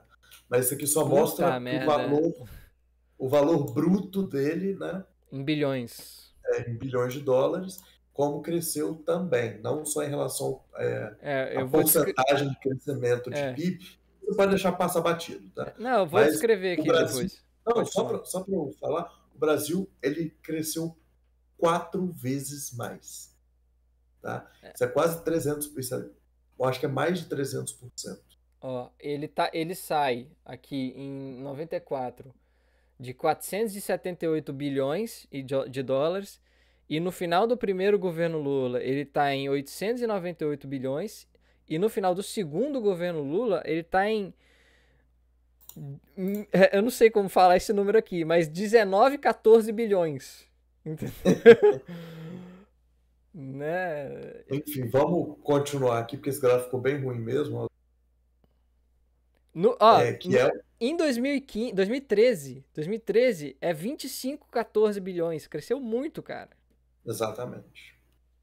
O crescimento do Brasil ele foi um case mesmo, tá? As pessoas que acreditavam no Brasil. Tinha até uma matéria da Economist, que era o Cristo Redentor. O Cristo subindo, né? Ficou famoso e tal. Com foguete. O próximo gráfico, ele é um crescimento real. E esse gráfico tá no vídeo do Primo Rico. Tá. Não o gráfico, mas o dado. Beleza, vamos ver. Crescimento real do país. Isso aqui é o crescimento acumulado, tá? Em média. O que isso quer dizer? Tá. Quer dizer que, em média, nesse período, o Brasil cresceu no período Lula. E aqui tá dividido em governos, tá? Como você pode ver. No governo Lula, cresceu 37,8%. Mano, tá? Em média não é possível isso. Não, isso aqui não é a mediana, não é possível, cara. Não faz sentido. Nos 4 primeiros, o Brasil teve um crescimento de PIB de 200 e poucos por cento. Caralho! Acumulado, né? E depois, no outro governo Lula, um crescimento de 50% acumulado. Meu Deus! É sinistro. Caralho, cara. Aí depois, no governo Dilma/Temer, teve a crise em 2014, 2015. Uhum. Né? 2007 para 2018, o Temer também um crescimentinho. E agora, o do Bolsonaro está acumulado a -3, se eu não me engano, hoje em dia. Mas... não, esse aqui é de 2019. Até aí é 2019, 2020. Já pegou a pandemia aqui, já? Já pega a pandemia. Então aí é complicado mesmo. 2020, se eu não me engano, foi -1 e 2020 -3. Porque em né? 2019 eu lembro que o PIB teve crescimento, né? Também foi um crescimento próximo desse aqui de 2018. Foi de 1% e um pouquinho, né? Esse dado eu realmente não lembro, mas só que a pandemia pode ser justificadora de todos esses dados ruins. Uma outra coisa que eu quero falar aqui, já que a gente está falando sobre isso, tá?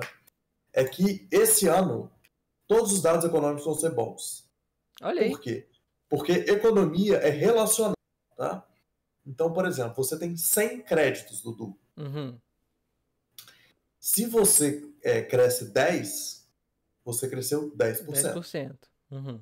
Você tem 110. Só que se você tem 50 e cresce 10, você cresceu 20%. São os Entendi. mesmos 10. Só que Só que a como a economia é base relacional, crescer 10 de 50 e 10 de 10 são duas coisas diferentes. é a Mesmo que o base, né? valor, mesmo que o valor líquido seja o mesmo, né? Então, assim, e detalhe, quando você perde 10 num ano e no outro outro ano você ganha 5, você está com 95 e você partiu de 100, Uhum. tá? Se você fizer uma conta desonesta, você pode falar que no seu ano o Brasil, na verdade, cresceu 5%. 5%. É. Só que não. Ele caiu 5% em relação aos anos anteriores. Ele continua em queda, né? Porque não superou a queda Exatamente. anterior. Mesmo subindo, ele está em queda. É foda, Então, cara. assim, precisa saber. Tá cheio de chapisco minha faixa de presidente. Eu acho que essa Mas, foi a teoria que embasou o foguete de ré do Elon Musk, hein? exatamente. O foguete cristão dele, né? Foguete Teve uma cristão de vez que ré. teve uma vez que o Elon Musk veio num foguete de ré aqui em casa. Ai, ai. Vambora. Enfim. Então, assim, quando a gente for ver o dado de inflação, que um dado que eu vi recente que foi muito desonesto, cara. Hum. Falando que teve deflação nos meses de agosto. Uhum. Vai tomar no cu, filho. Com base em quê? Qual que é a É base de lógico que teve partida? deflação, pô. É porque diminuiu a gasolina e deu dinheiro de auxílio. É lógico. O pessoal vai ter mais dinheiro para consumir e as coisas e a gasolina, que é o que estava impulsionando a inflação, Baixou de diminuiu, preço, pô. pô. É lógico que a inflação vai diminuir, pô. Mas isso é tudo artificial. Por que hoje o juros está alto, por exemplo? Porque eles baixaram artificialmente os juros para baixo para atrair investimento. O investimento não veio. Como eu mostrei naquele gráfico de o investimento do Brasil diminuiu, mesmo com juros baixos. Porque economia não é teoria econômica que os liberais aprendem na faculdade. Enfim, vamos continuar aqui. Eu tenho que Vambora. mostrar meus gráficos. Né? E já Tem. tem. Caraca, tá muito tempo de live já, né? Ah, tá legal, cara. Tipo assim, eu não sei quantas pessoas estão vendo, e nada não importa também. Ah, Mas, pô, foda-se. fala aí no chat aí se vocês estão gostando e tal. Fala, sei lá. Ah, depois Além de. esse trem vai no YouTube. Quem tiver paciência de assistir, É. assista, entendeu? E depois comenta, xinga a gente no chat, mas xinga mais ele, tá?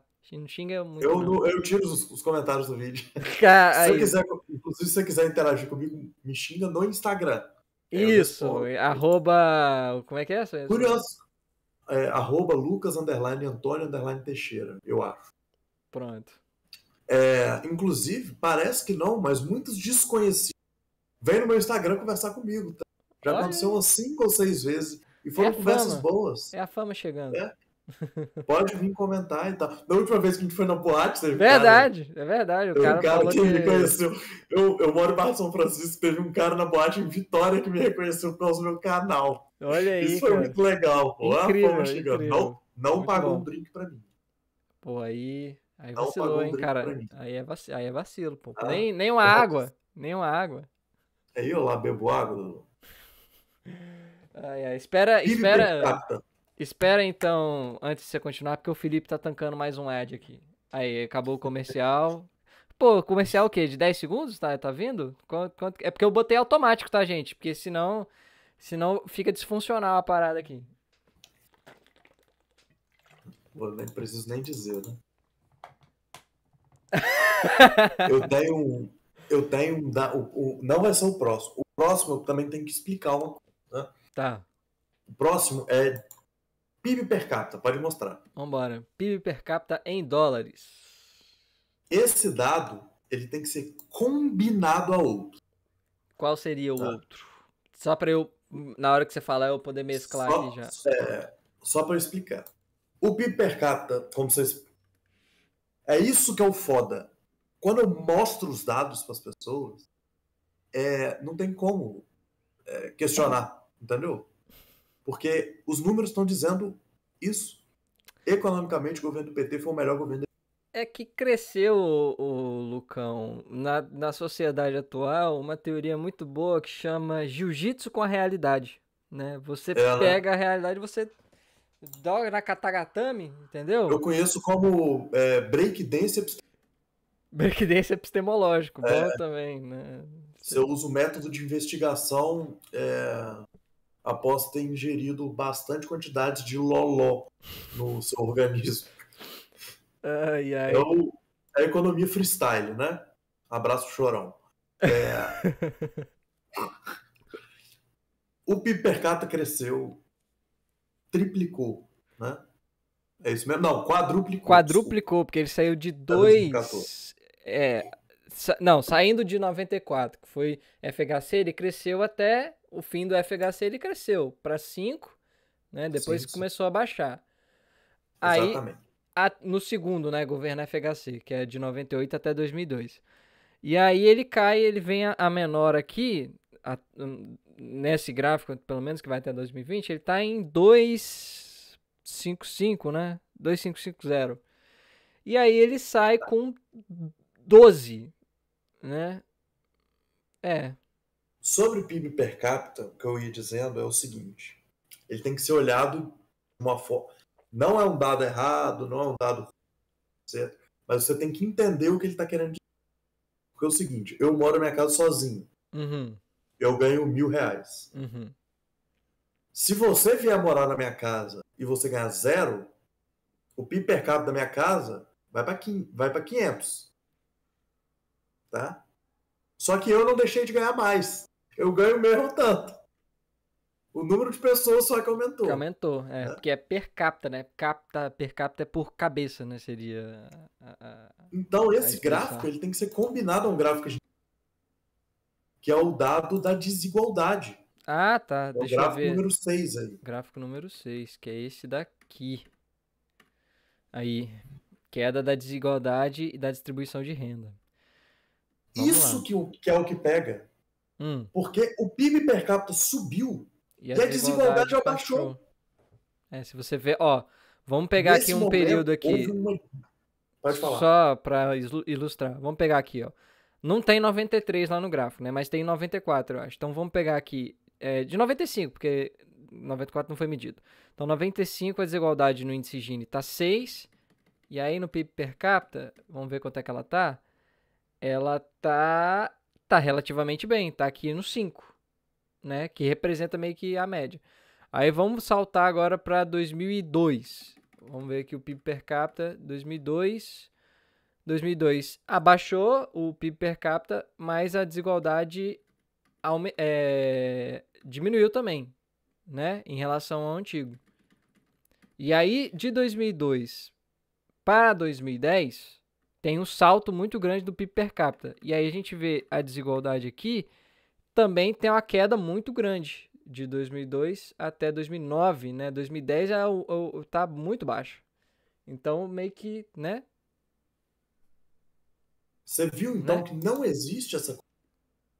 Porque a desigualdade aumentou, o PIB per capita subiu, o PIB em relação ao crescimento de porcentagem só subiu, o PIB em relação ao montante bruto de dinheiro subiu e a desigualdade abaixou.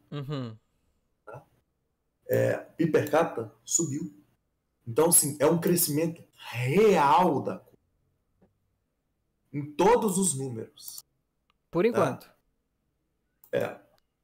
Outra coisa que é interessante ver é a relação em dólar do salário mínimo antes e depois. Tem isso? Lembrando? Tem. Vai pro próximo aí, só pra gente ver se tem. Tem aqui, salário mínimo em dólares. Agora me fala uma coisa. Como isso... As pessoas falam assim, o PT enganou a ter um salário melhor e tal. É porque é difícil falar com a pessoa, com o pobre, que na verdade o PT destruiu a economia. Mas Você não tá com o é. gráfico aí na tela? Tô, mas nem precisa falar do PT, não, gente. 94 até 98, que foi o FHC, teve ganho. O salário mínimo em dólar aumentou. Pouco, mas aumentou também. E também coincide com o período lá do índice Gini que a desigualdade tem uma queda. Demonstra uma queda. Exatamente. E a questão aí é que o salário em relação ao dólar aumentou. Isso quer dizer que como a gente faz sempre uma economia relativa, que é a nossa moeda em relação ao dólar, Economia isso para relativa que mostrar. ele falou, tá, gente? Porque É, seu negócio. Acho que é porque você tá falando alto, o microfone ele deve dá estourar e umas. não dá. Então é o seguinte, essa crescida no gráfico não é uma crescida é, que pode ser, por exemplo, tipo assim, contestada com inflação, juros, etc. Porque isso ela está relacionada a outra moeda. Tá? E é um outro detalhe que o salário mínimo aumentou sem ter aumento drástico de inflação. Verdade. Os juros diminuindo. Então, assim, eu vou deixar para a conclusão, porque eu só tenho mais 2 gráficos para mostrar, tá? O próximo você pode até ignorar, mas pode mostrar. Porque é uma coisa que eu gosto de falar para as pessoas. Outra Pode coisa, tá, passar. gente? Detalhe aqui nesse gráfico do salário mínimo, só que eu vou continuar nele, que realmente, ó, cai aqui do fim do governo, do primeiro governo, do segundo governo Lula até o primeiro Dilma, ele vem caindo aqui, ó, e tem uma queda abrupta aqui, que foi o que eu falei nos gráficos que a gente, que a gente comentou, com relação à crise de 2008, que rebateu aqui, porque teve a marolinha, mas aí depois veio a outra onda, e assim, abaixou muito o salário mínimo em relação ao dólar. Mas ele, ainda assim, depois, ele volta a crescer aqui, ó, até 2016. E aí, de 2016 a 2017, já era governo Temer, ele cresce também. Também tem um aumento, né? Só que é aquela coisa, ele cresce em relação ao que ele caiu, né, anteriormente. Então, não sei se dá pra Isso falar. também aconteceu porque no momento o dólar chegou num preço absurdo de 3 e poucos, né?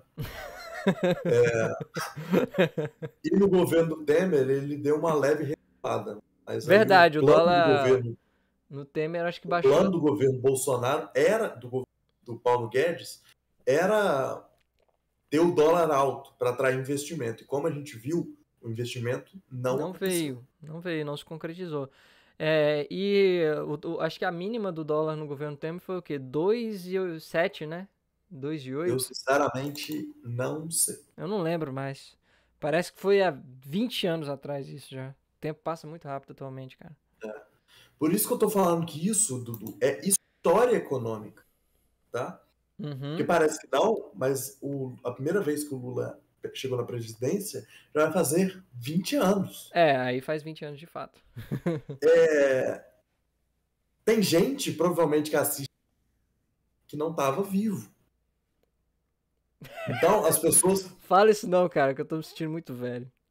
as pessoas simplesmente acreditam na narrativa.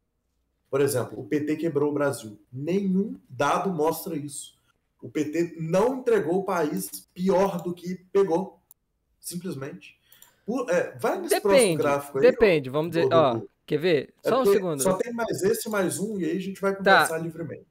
não, mas eu vou voltar aqui no PIB, talvez como uma contra-argumentação, pagar de advogado aqui, né? Que você já fala que todo advogado é do diabo, então eu vou pagar de advogado aqui. Em 2014 e 2016, que é quando o governo Dilma pega a crise e ele é empichado, né? A Dilma é empichada e o Temer assume. O Brasil estava com PIB negativo. Então, ele teoricamente quebrou o Brasil, não quebrou? PIB negativo, não. Ele cresceu, ele teve uma queda, né, no A PIB. queda aqui, ó, Não é um PIB de. negativo. Eu sei, mas é porque eu usei força de argumento. Né? Que ele tá aqui -5, né? Que foi o mais alto, e aqui depois ele tá com menos alguma coisa que eu não consigo interpretar aqui, mas também -4, sei lá, -3, não sei. Exatamente. Isso aí claro que tem vários tipos de explicação e tal. Mas uma das coisas que aconteceu aí na época é que o Brasil começou a ter uma crise de energia. Isso é uma coisa que tinha sido quase que extinto, né, nos governos do Lula. Quem é mais velho vai lembrar disso, mas na época do Fernando Henrique Cardoso tinha direto falta de energia no Brasil. Então tinha blackout, tinha racionamento. Racionamento eu lembro ainda. Tinha muito apagão. Apagão em São Paulo era uma coisa normal. Tá? E o que aconteceu no final do governo da Dilma é que começou a ficar mais caro. E a Dilma congelou muito o preço em relação a petróleo, em relação a energia também, a produtos do Brasil. E depois que ganhou a eleição, ela soltou isso. Mas e isso é o que o Bolsonaro está fazendo. A Dilma fez a mesma coisa. Porque para ganhar a eleição, não existe esquerda e direita. Existe pragmatismo e não pragmatismo, tá? Eu e as sempre pessoas falei fazem isso. O que tiver que fazer para ganhar a eleição. A Dilma fez e o Bolsonaro está fazendo. Exato. E eu lembro até também que era uma crítica muito, muito comum na época, a questão da tarifa da energia, que tava tarifa vermelha, eu acho, um negócio assim. A Dilma baixou e ela falou, depois da eleição vai abaixar. Quando ela ganhou no outro mês, no outro semana, ela ia aumentar. Verdade. Foi desse jeito. Porque política é foda, meu amigo. Meu amigo, não é brinquedo, não. Próximo gráfico. Eu quero mostrar esse gráfico aí, que ele é de 2017, mas não tem a ver com economia de verdade. Esse aqui, classe social? Exatamente. O que eu quero mostrar com isso aí é o seguinte. O Brasil tem pobre pra caralho. Tá? Metade da população, né, praticamente. Mais da metade, tá? Quem recebe até 2 salários mínimos. Por que eu quis mostrar isso? Peraí, o que você falou? Eu não vi. Você falou alguma coisa além de quem recebe? 70% dos brasileiros recebe até 2 salários mínimos. É absurdo isso. 70%. Toda a economia do Brasil deve ser pensada. Toda. Absolutamente toda. Tá? É assim que. É para essas pessoas que a economia. Sempre. É para essas pessoas que a economia o quê? Você tá falhando muito, cara. Tem que ser pensada. Desculpa. Tá.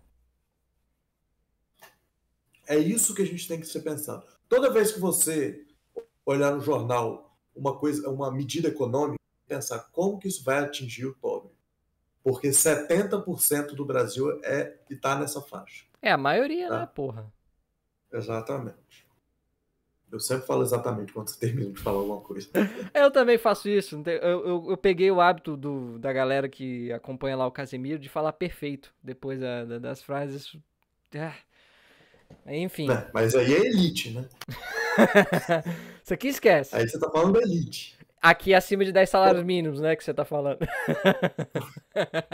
Próximo tô brincando, tá, gente? Porque o Brasil é tão desigual que quem ganha acima de salários mínimos Enfim. Esse é o último gráfico. Eu poderia continuar, porque tem... Cara, você não tem ideia que eu preparei muito mais que isso pra falar. Muito mais. Tudo bem. Por exemplo, eu fiz contexto do Fernando Henrique Cardoso, Lula, para falar, por exemplo, que a Dilma quis... Você lembra que estava uma farra da dívida pública? A farra da dívida pública na época da Dilma foi a época que estava 50% da dívida pública era para pagar coisa fixa. Eu esqueci o nome agora. Hoje está em 80%. Hoje está em 80%. É título de renda fixa, não é? É dívida? Rolagem de dívida? Dentro dessa dívida de 80%, que é fixo, não tem como você tem que pagar isso. Entendi. Tá? Dentro desse negócio tem aí esse pagamento de esqueci agora que você acabou de falar, mas enfim. Que aí, se eu não me engano, da dívida. Dentro dessa dívida de 80%, tem o título da dívida que é de mais ou menos 37%, 40%. É sinistro. O Felipe comentou aqui que medida econômica tem que ser pensada para essa galera mesmo. Ele está se referenciando ao pessoal que ganha até 2 salários mínimos, né? Sim, sim, sim. E esse é o Brasil, tá? Esse que é o Brasil. Não é o velho da van.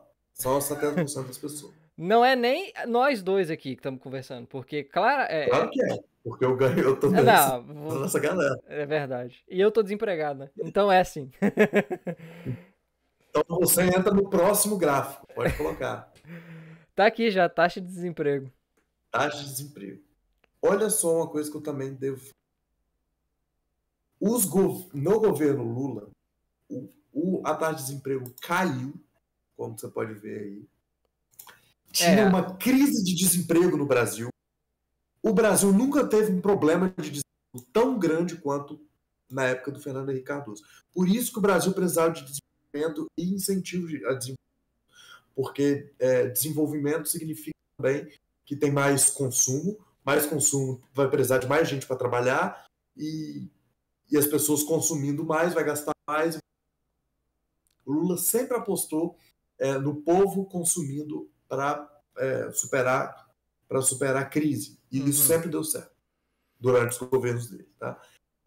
E outra coisa, os trabalhos que eram produzidos eram trabalhos formais. Carteira assinada. O que aconteceu depois do governo Temer aumentou o desemprego e a informalidade aumentou muito. Então, você, além de ter o problema das pessoas estarem desempregadas, e o desemprego ele é anotado com você trabalhou nos últimos 6 meses, é assim que é feito. Além do desemprego ter subido, a taxa de informalidade também subiu. Então, assim, teve reforma da Previdência, da reforma trabalhista, que uberizou o trabalho, né? O cara vai trabalhar mais tempo, em piores condições e vai ganhar menos. Tá? Vai ganhar mal, é o que eu ia falar. Eu vi um dado, que eu não estou com ele aqui, mas que 80% dos empreendedores brasileiros, né, que têm pequenos e médios comércios, eu já vi isso daí também. 80% ganha entre 1 e 2 salários mínimos. Eles estão entre os pobres. E empreendedores. É MEI. Exatamente. Então, assim... E depois a taxa de desemprego sobe de novo. Então, além do desemprego subir, o emprego que as pessoas que são empregadas arrumam são horríveis, são ruins, são piores, são desregulados. Tá?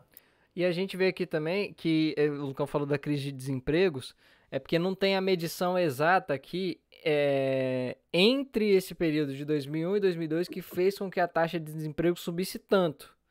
Mas ela sai de 6% para 11%. E depois, em 2003, quando existem esses saltos assim, vai para 12%. Explicando, é porque muda a metodologia. Então se faz uma comparação, um gráfico comparativo, tá? Entendi. Mas a comparação ela é injusta mesmo. Tá? Entendi. E isso acontece muito, e só quem tem de ciência de dado vai conseguir explicar. Eu não entendo disso. Eu estou aqui para mostrar o dado para vocês, mas que vocês tenham consciência de que esse gráfico existe, esse viés aí, né, que é uma palavra que o Calil ensinou ontem, que é um dado que dá uma enganada, mas para vocês entenderem como que é. Eu vou finalizar aqui deixando muita coisa a desejar ainda, mas é porque tem 2 horas de live, Dudu. Vai fazer, né? Tem uma. Na Twitch já tem 2 horas. Você sentiu essas 2 horas passar? Cara, não, porque eu gosto desse tipo de interação, né? Eu gosto de análise histórica, análise econômica, eu sempre fui muito fã disso, né? Então... eu me diverti muito fazendo, inclusive. Então, galera, se tiverem perguntas, responda. Então, Dudu, se tiver pergunta, faz o quê? Muita gente. Se tiver pergunta, faz o quê? Pode mandar aí que agora eu vou responder. É a hora das perguntas e respostas. Perguntas e respostas. Quem quiser, né? Quem estiver assistindo isso aqui, quiser perguntar. Se quer perguntar por que ele tá de vermelho com a faixa de presidente também, pode perguntar. Não, é coincidência. É coincidência. Aí, ó, viu? Coincidência, gente. O que eu quero te dizer para a conclusão, né? Enquanto o pessoal espera o delay da live, tá? A conclusão é o seguinte, olha. As pessoas falam que o PT quebrou o Brasil, isso não é verdade. Falaram que o PT ter ajudado o pobre é mentira, isso é mentira. O pobre, eu não preciso explicar a economia para o pobre para falar que o Lula foi melhor, porque o pobre sabe que o governo foi melhor. Isso é uma coisa economicamente. Isso é uma coisa que a gente sentiu vivendo e que os números eles só refletem a realidade que a gente vive, tá? Então, e é interessante porque tudo que os liberais criticam o PT em relação ao governo e as narrativas que foram construídas falam, quando a gente vai verificar os números, acontece justamente o contrário. Uma coisa que eu queria falar sobre a Dilma, na época da crise, a Dilma ela fez um pacote para economizar 10 bilhões do gasto que o Brasil tinha, que o governo tinha. Gasto com o Isso que, é mais exatamente? Gasto de governo, com funcionarismo público, etc. Tá. Para dar uma enxugada. Enxugar a máquina. Eles fizeram esse plano de enxugar 2 bi. Não, 2% do PIB, desculpa. Tá? Para ter mais ou menos 11 bilhões de economia. Tá? Isso um governo de esquerda, governo petista da Dilma. Você lembra as pautas bomba? Lembro. Eduardo Cunha. Você sabe qual é o valor estimado que as pautas bomba tiveram e a Dilma vetou todas? O gasto estimado por ano que ia ter a mais no orçamento brasileiro era de 26 bilhões. Uhum. Entre eles estava o aumento de 79% do judiciário. Entre eles estava não só o aumento do judiciário, o juiz do STF ia ganhar 79% a mais do salário, mas também estava que comparar o salário do executivo e do AGU e relacionar ao salário do STF. Ou seja, na escala, era tanto o AGU quanto os governadores, prefeitos, eles iam ganhar o teto? comparativamente Meu Deus ao do STF. Céu, e o do STF ia subir. E os dos juízes iam se comparar também. E os dos delegados também. Então, assim, a escala disso aí era de... Nossa Senhora, meu Deus. A oposição passou isso. Isso era o que a direita queria, tá? A Dilma vetou. Aí depois o veto voltou para a Câmara, o veto aumento dos salários judiciários. Por 6 votos, o veto foi mantido. Nossa Senhora! 6 votos. Sabe o que a Dilma fez nessa época? Ela pegou e começou a dar um monte de cargo pro PDB. Porque senão os vetos iam ser batidos. Iam acabar, né? Exatamente. Esse foi o começo do fim da Dilma. Esse é o começo do golpe. Tá? Sabe quem votou pelo aumento do judiciário, 79%? Não. Um deputado lá do Rio de Janeiro, chamado Jair. Como? É porque falhou na hora que você falou Jair, eu não ouvi o resto. É o Jair, tá ok? Falhou na hora que você falou Jair. Top 10 piores imitações do Bolsonaro. Ele votou favorável? Você tem como provar isso, seu esquerdista imundo? Ué, tá aí, entra no Senado e olha. E ele votou contra o veto. Ele votou pra derrubar o veto e dar o aumento, né? Ele e o Eduardo, filhinho dele. Então, galera, o negócio é que é o seguinte. O que a direita não gosta, o que a elite não gosta, é de esquerda. Os empresários, a elite econômica não tem motivo para não gostar do PT. O único motivo que eles têm é um motivo ideológico. Tá? A elite brasileira não é que ela não gosta de intervenção. Ela não gosta da esquerda. Porque quando o velho da van ele pediu intervenção estatal. A empresa do Collor, eles tiveram 700 milhões de dívida perdoada. A verdade é que eles não gostam da esquerda, não é que eles não gostam de intervenção estatal. A intervenção estatal sempre ajudou os ricos, tá? E eu vou dizer outra coisa também. O pessoal fala que teve a pandemia, tanto é que eu até disse, né? Pô, aconteceu isso, mas teve a pandemia. Fica complicado comparar os dados por conta da pandemia. Exatamente. A China cresceu na pandemia. Mas Lucão, você tá falando da China que exportou o vírus, né, pro mundo, né? Dois grupos Dois grupos no Brasil cresceram na pandemia. No Brasil o agro e os minerais. Sabia que esses dois são a explicação do porquê que o governo do Lula foi bom? Que foi, o Lula aproveitou o dos commodities. Sim, aproveitou. De 2010 até 2015, os commodities foram responsáveis por 2% da economia, do crescimento da economia do Brasil. De 2002 até 2010, foi responsável por 11%. De 2016 até 2022, foi 21%. Quanto? 21%? Então, 21%. Os commodities nos governos do Temer e do Bolsonaro são os responsáveis pelo crescimento. Nos governos Lula e Dilma, não. É mais uma narrativa que é falaciosa, é simplesmente mentira. É porque quando o Lula faz um sucesso econômico, é porque o Fernando Henrique Cardoso tinha dado certo antes e aí o Lula aproveitou. O Lula deu certo por causa dos commodities. Não, o Lula deu certo porque a economia de esquerda, ela funciona. Quando você coloca investimento estatal para o pobre começar a gastar, consumir, ter quando você faz um governo de diminuição do abismo social. Quando você dá mais valor para o salário mínimo, quando você diminui a desigualdade social, olha só. O país cresce. Nossa, que surpresa. O Brasil cresce, caralho. Que coisa. Então, essa ideia de liberar, tal, que é o que eu falo que é dever do indivíduo odiar.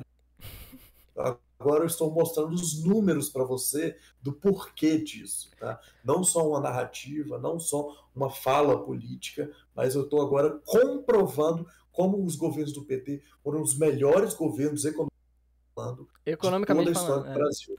Lembrando aqui, galera, que tá no canal do Lucão e quer vir falar, quer xingar, quer espernear, fazer o caralho. Não é necessariamente, eu não necessariamente concordo com isso que ele tá falando, tá? Quero deixar bem claro. Eu só tô aqui porque eu só trabalho aqui. Tá? Isso. Eu pedi o canal. Eu pedi o meu espaço, tá, gente? Pra gente fazer, pra eu poder fazer essa exposição aqui. E o que eu quero falar também é outra coisa. Mas eu também não vou fazer. Só pra fazer. Eu também não vou fazer jiu-jitsu argumentativo com dados, tá? Quero deixar bem claro. Eu não vou fazer. O outro detalhe é que é o seguinte: eu nunca votei no PT na minha vida. Nem eu. Tá? Essa vai ser a primeira vez, faz o L. Também não, nunca votei. Porque por vários motivos. Eu discordo de muitas coisas. Tá? Só que quando a coisa é mentira, eu tenho, como um sociólogo, como uma pessoa séria, como uma pessoa que divulga sociologia na internet já há 4 anos, né? Eu acho que eu tenho o dever de mostrar isso para você. Tá? Principalmente porque a narrativa liberal ela tem financiamento. Você sabe o que os liberais estão pensando, mesmo sem ser liberal. Porque o MBL mostra isso o tempo inteiro, porque Brasil Paralelo. Normal o Brasil Paralelo, porque é normal, já virou senso comum o jeito liberal de se pensar a economia. Porque quando se mostra os números, toda a narrativa cai. Né? O boato cai no fato. E é por isso que é importante mostrar no fato. Mas aí, quando o boato cai no fato, muda-se o fato, né? Tem uma linha aí de raciocínio que quando a realidade não te convém, você muda a realidade, né? Então, assim, eu só aceitei fazer isso aqui porque a gente tá... Eu e o Lucão, a gente concorda em uma coisa, que é uma premissa muito importante no debate público, que é o seguinte: a gente tem que ter um ponto de partida baseado com laço na realidade, gente. Não adianta se deixar levar por ideologia pura, porque a ideologia pura, ela tapa a sua visão da realidade, entendeu? Então, tipo assim... a palavra ideologia é você deixar de viver a realidade das coisas para viver num mundo de ideias que não existe. Então, e aí quando a gente se depara com a realidade de novo, né? A gente vê que, cara, não tem como... Tanto que até o Lucão comentou do crescimento do Brasil na ditadura militar. Tem como negar isso? Não tem, porque aconteceu, foi real. Dificilmente você vai conhecer uma pessoa que odeia mais que eu. Exato. E mesmo assim, eu afirmo, eles tiveram reformas administrativas positivas, o Brasil teve um crescimento real, ele teve uma modernização na indústria, etc. Só que, e isso não sou eu concordando com, Exato. porque depois mas, existiu ali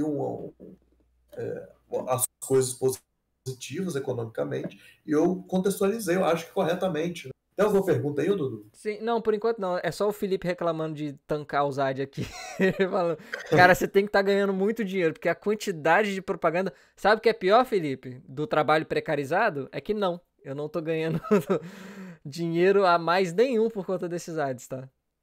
Então, eu acho que agora já está uma hora, porque eu já falo, já expus que eu queria expor de slides, e é engraçado porque eu não falei nem a metade que eu queria, e eu fiquei falando 2 horas, É e é foda, muito né, cara? interessante. É foda. Mas então, Dudu, queria agradecer você, todo mundo do chat aí, principalmente o Filipowski, que me mandou um monte de contribuição. Eu vou dizer uma coisa também, que o Felipe entende muito mais de economia do dia a dia ali para mim tal, do que eu. Tanto é que o que eu estou fazendo aqui não é uma análise econômica, mas uma Econômica análise histórica. histórica, né? Isso é sociologia, você analisar materialmente as coisas à luz da história. O Max Weber, o primeiro trabalho dele é isso, fazer relação e correlação. E claro que sempre pode existir o argumento de que essas relações não são causas, tá? Só que eu acho que como eu mostrei uma quantidade enorme de dados aqui, são 19 estatísticas diferentes, quanto maior a quantidade de dados mostrando a mesma coisa, maior a causa pode ser concluída corretamente naquilo ali. Eu posso estar enganando vocês, ou me enganando. Enganando vocês, eu com certeza não estou. Tá? Estou sendo completamente honesto. Eu não escolhi dado, não. Tanto é que eu peguei um monte de dado mesmo.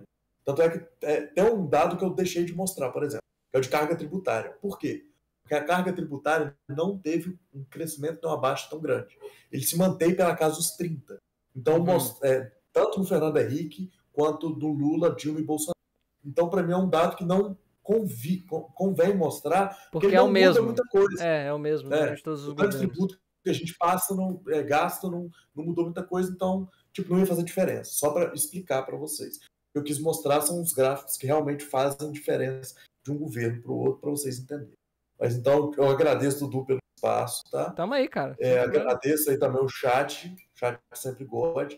Você que está vendo aí no YouTube, obrigado aí por você ter 200 horas de economia de um cara que não é economista, que eu sou sociólogo. E, cara, é isso. Os livros que eu vou deixar vai ficar na descrição do YouTube, mas eu vou dizer aqui alguns. Primeiro é o História do Brasil, do Boris Freire. É um livro que eu sempre falo para quem gosta de historiografia ler, tá? Mas é um livro maçante, isso é para quem realmente quer saber história de um jeito muito mais técnico.